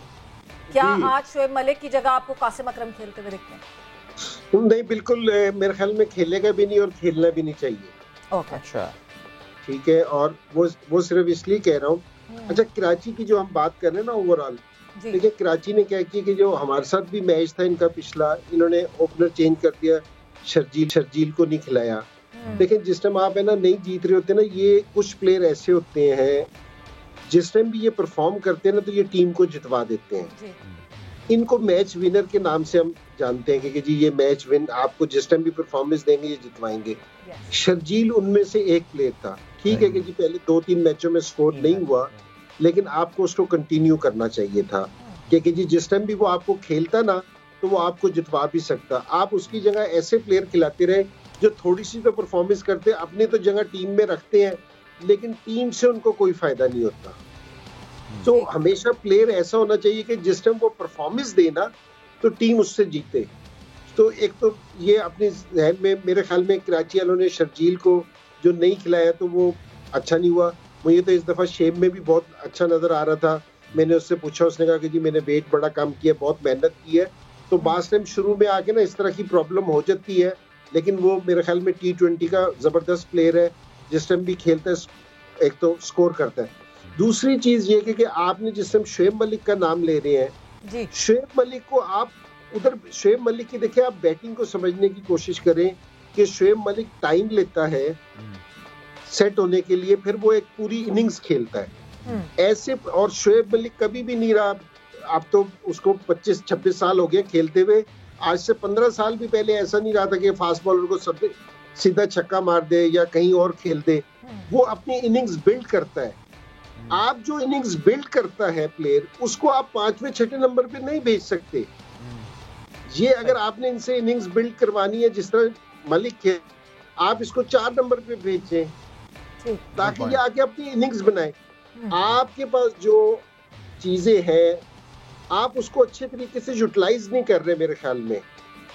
ठीक है जी, इमाद वसीम भी हमारे खिलाफ जिस टाइम बैटिंग करने के लिए आया है उस टाइम एवरेज 14-15 की हो गई थी। इमाद वसीम बहुत अच्छी फॉर्म में है, लेकिन 14-15 की एवरेज नहीं कर सकता। जो आपके सोर्सेज हैं आप उनको बेहतर से इस्तेमाल करें और अपने पे और ऐसे प्लेयरों पे ट्रस्ट करना चाहिए जिस टाइम भी वो परफॉर्मेंस दे ताकि टीम है ना मैच जीत सके। बिल्कुल। हाँ, I think we have lost touch, लेकिन बहरहाल जी I think valid point Shoaib Malik की पोजीशन के हवाले से। We know Shoaib Malik can be very handy with the ball as well, लेकिन इमाद वसीम का लाला ने जिक्र किया जी। इमाद वसीम इस वक्त ऑफ कोर्स इस टूर्नामेंट के टॉप 3 रन गेटर्स में जो है वो इस वक्त मौजूद है। इंजी भाई, आपकी बात चल रही थी, आई एम सॉरी वो शायद कुछ नेटवर्क का इशू हो गया था, अगर आप बात अपनी कंप्लीट करना चाहें जी। तो मैं वही कह रहा हूँ कि और मलिक का दूसरा ये एडवांटेज है कि आप है ना, जिस तरह हमारे वाले मैच में था कि सारों को मार पड़ रही थी, आप मलिक से भी थोड़ा सा ट्राई करके देख लेते, तो आपको कुछ डिफरेंट करना पड़ेगा। जिस टाइम आप सारी चीजें हार रहे होते हैं ना कि कोई भी चीज ना, तो आप कुछ चीजें डिफरेंट करते हैं, आपको चेंज करना पड़ता है थोड़ा सा। तो मेरे ख्याल में वो कराची वालों ने ऐसा नहीं कर रहे कि जी वो थोड़े ना बचने की कोशिश, मुझे ऐसा लगता है कि जिस टाइम टीम बनाते हैं ना बचने की कोशिश करते हैं तो वहां फिर आप फंस जाते हैं। और लेकिन ये कि जी मलिक की जहां तक बात कर रही थी, उसकी बॉलिंग भी करानी चाहिए, फील्डर भी अच्छा है, तो ये बड़ी जबरदस्त चीज है। ठीक, मतलब कराची वाले एक्चुअली जीतने के लिए खेलते हुए नहीं लगता है, अपनी हार को बचाने के लिए खेल रहे हैं, जिस वजह से रिजल्ट्स उनके फेवर में माइंडसेट चल रहा है। बिल्कुल, इस हवाले से शोएब मलिक की बाय द वे जो बॉलिंग की हमने बात की, just to share some numbers, 7 matches में शोएब मलिक ने जो बॉलिंग की है 4 विकेटें उन्होंने हासिल की है। और जो अच्छी बात है वो ये कि उनकी जो पर ओवर उनका जो उन्होंने दिए हैं वो 6.63 रन दिए हैं, which is actually quite good. और इतने ज़ाहिर है ये चीज़ काम आने वाली है। वी नो पिंडी में रन्स बनने हैं, पिंडी में रन्स बनते हुए नज़र भी आ रहे हैं। तो चलें जी, बड़ी अच्छी तफसील से बात हुई कराची की टीम के हवाले से भी। मिसबा आपके पास आते हैं और अब तबरेज़ शम्सी भी इनके पास हैं। अगर हम स्पिन की बात करें तो हमने देखा तबरेज़ का पहला मैच अच्छा गया, लेकिन उसके बाद दूसरे मैच में he went for a lot of runs. आपको लगता है कि इस्लामाबाद की पिंडी की इन कंडीशंस में तबरेज़ की अभी भी जगह बनती है? They should play with him because spin bowling options Karachi के पास काफ़ी सारे हो गए। मलिक की हमने बात की, इमाद भी वहाँ पर मौजूद हैं और उसके अलावा तबरेज़ शम्सी भी हैं। सो योर टेक, आपको अगर ऑप्शन मिलती है आप तबरेज़ को खिलाते इस मैच में? देखिए, बात यह है कि अगर हम ओवरऑल कराची की बॉलिंग को देखें, स्टार्ट में आमिर परफॉर्म कर रहे हैं और कहीं ना कहीं इमाद ने थोड़ा बहुत कंट्रीब्यूट किया। बाकी देखें तो मिडिल में और जो नीचे की तरफ आप 10 ओवर्स के बाद की परफॉर्मेंस देखते हैं तो तबरेज़ शम्सी ही पिछले मैच में भी एक बॉलर नजर आए हैं कि जिन्होंने इम्पैक्ट डाला है। तो आपके पास यहाँ तो कोई आउटस्टैंडिंग फास्ट बॉलर हो तो फिर आप सोचेंगे जी हमने चेंज करना है। एक वर्ल्ड क्लास बॉलर जो कि मेरे ख्याल में कुछ साल 1.5 साल या 2 साल वर्ल्ड नंबर 1 रहा है T20 में और यहाँ अच्छी बॉलिंग कर रहा है, तो मुझे नहीं लगता कि उसके बारे में आपको इस टाइम सोचना चाहिए। उसको बिल्कुल उसको खेलना चाहिए क्योंकि बात क्वालिटी की है। आप खाली खाना पूरी नहीं करते। मुझे लगता है जो सबसे ज्यादा नुकसान इस टाइम कराची को हो रहा है वो बैन कटिंग की वजह से हो रहा है। आपका जो फॉरेन प्लेयर होता है वो उस पर डिपेंड करता है। वो आप जब फॉरेन प्लेयर कोई भी खेल रहा होता है तो 10 मैच अगर आप खेलते हैं तो कम से कम उस पर होता है जो 3 से 4 मैच जिताए जी। अभी तक वो बैन कटिंग की जो परफॉर्मेंस है वो कंट्रीब्यूट कर रहा है हार की तरफ, बिल्कुल ही उससे परफॉर्मेंस नहीं हो रही। उस इम्पोर्टेंट स्टेज पे आके जो उसका काम है नॉर्मली नंबर 7 पे आके फिनिश करना और आके वो वहाँ पे रन बॉल खेल रहा है, वो बॉलें भी जो मैच जब और खेले तो शायद कराची 2-3 मैच जीत जाता। तो ये सबसे बड़ा कंसर्न है कराची के लिए इस टाइम, वरना अभी कराची तो टॉप पे कहीं होती अगर वो 2-3 मैच जिनके हाथ में थे जो उस नंबर पे थोड़ी सी भी परफॉर्मेंस बताती। बिल्कुल 6 runs, 3 runs and 2 runs. Yes ये तो एक सबसे बड़ा इशू है इमाम। अगर मैं बेन कटिंग की बात करती हूँ, बिकॉज बेन कटिंग की इस तरह परफॉर्मेंस नहीं आ रही है, मगर लगातार उनको मौका दिया जा रहा है। शायद एक मैच में बीच में बिठाया और उसके बाद बेन कटिंग वाज बैक। एक और ऑप्शन मुझे जो दिखता है उनके पास फॉरेन प्लेयर्स में, दैट्स जेम्स फुलर। अब जेम्स फुलर की अगर मैं सारी डोमेस्टिक उनका देखती हूँ तो he is a very experience player domestic wise. क्या आज चांस ले सकते हैं? बिकॉज डू और डाई सिचुएशन है, सब करना पड़ेगा। देखिए मिसबा भाई ने बहुत अच्छा पॉइंट रेज किया है बेन कटिंग। देखिए फॉरेन प्लेयर्स को आप इसीलिए लेते हैं कि एटलीस्ट वो आपको 10 में से 3 मैच तो 4 नहीं तो 3 तो आपको कुछ ऐसे कहे कि जैसे मैच के सिनेरियो चेंज कर दे। अभी तक अनफॉर्चुनेटली वो बेन कटिंग की आई नहीं परफॉर्मेंस। और पर्सनली मेरा ऐसा ख्याल है कि जो आपकी ये जो सिलेक्शन होती है तो आप पे डिपेंड करता है कि आपके फॉरेन प्लेयर पे आपको कितना ट्रस्ट है, आप उसको कितनी बैकिंग की। जैसे हमने कहा कि टॉम करन को वो खिलाई जा रहे हैं, वो अजहर महमूद को अगर पसंद है और शैडी को पसंद है तो वो उनकी चॉइस है। आपकी पर्सनल चीज़ भी आती है कि आप किसको प्रेफर करते हो। और फुलर को अभी तक शायद किसी ने देखा नहीं है। बेन कटिंग वो उनको शायद खेल रहे हैं, काफ़ी अरसे से PSL खेल रहे हैं तो उनको ज़्यादा उस पर कॉन्फिडेंस है, लेकिन अभी तक वो आई नहीं। और दूसरी चीज़ बस ये होता है कि आज कराची के लिए बहुत डू एंड डाई सिचुएशन है। हमें नहीं पता कि कौन सी वो अपनी प्लेइंग 11 से जाएंगे। कराची ने इस्लामाबाद के अगेंस्ट खेला था, कराची में फुलर ने उसमें फुलर थे उस 11 में। सो यस आमना सामना हुआ है, वही इस्लामाबाद के अगेंस्ट ही खेले हैं, वो वही एक मैच खेले हैं कराची की तरफ से।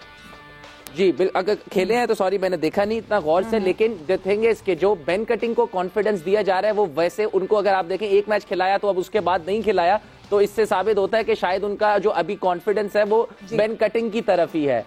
देखिए मैं तो चाहता हूं कि कराची जीते ताकि टूर्नामेंट में वापस आए, लेकिन मेरे ख्याल से थोड़ा सा जो है ना उनको मैनेजमेंट को और मेडी भाई को थोड़ा सा, जब आप इधर मेरे ख्याल से तीनों इन्होंने बहुत कैप्टनसी की है सबने, लेकिन मुझे ऐसा लगता है जब आप बिल्कुल भी कोई भी चीज आपके फेवर में नहीं जा रही होती तो मुझे ऐसा लगता है कि कोई हर्ज नहीं है थोड़ा बहुत गैम्बल करने में, थोड़ा सा आउट ऑफ द बॉक्स जाने में, क्योंकि जब आपके पास शायद आपकी लक भी आपके पास ना जा रही हो तो शायद अगर आप कुछ आउट ऑफ द बॉक्स चीजें सोच के देखें, शायद कुछ गैम्बल करें, शायद कुछ बीच में कुछ फील्ड रिस्ट्रिक्शंस के साथ खेलें, फील्ड कुछ एक्स्ट्रा ऊपर करके देख लें, शायद आपको वहां पे गेम बन जाए। तो ऐसा भी कर सकते हैं, क्योंकि आपको मुझे इस वक्त नजर नहीं आ रहा कि जो कराची की फॉर्मेशन है कि अभी वो खुद भी थोड़ा कोयटा की तरह पजल हुए हैं कि किसको खिलाना है और किसको नहीं खिलाना। जो इंतजार चाचू ने कहा कि शर्जील नहीं था, वो मैच विनर था, उसके बाद जो कर रहे थे वो भी चले गए हेल्स, तो उनके लिए एक बड़ी अजीब सी सिचुएशन क्रिएट हुई है। और आज डू एंड डाई है तो मैं अभी मुझे नहीं लगता कि वो चेंज करेंगे। शायद आज अगर ना जीतें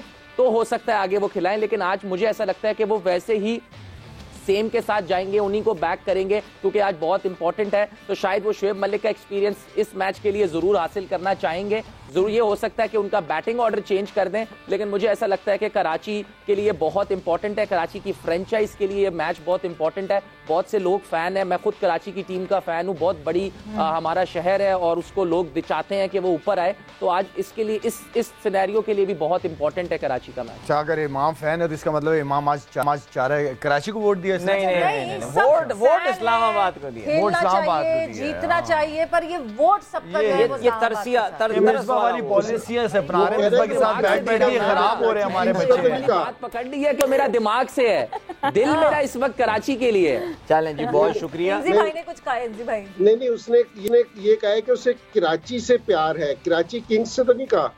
अच्छा नहीं, वो कराची से प्यार है, इतने सारे लोग उस टीम को सपोर्ट करते हैं तो उनका दिल रखने के लिए। बट वाकई thank you so much Imam, thank you Ira भाई, Misbah, Lala, thank you so much. Karachi की जहां बात करते हैं जी, आज तो जो भी whatever they have got in their repertoire आज उनको वो थ्रो करना है, बिकॉज आज का मैच अगर वो हारते हैं तो फिर समझ लें curtains for them. So we really hope a very good match today. Islamabad United will be as aggressive as ever और Karachi will have to be aggressive today. इंशाल्लाह हमारी आपसे मुलाकात होगी कल। एक बार फिर अपना ख्याल रखिएगा। Till then, goodbye, God bless and अल्लाह हाफ़िज़।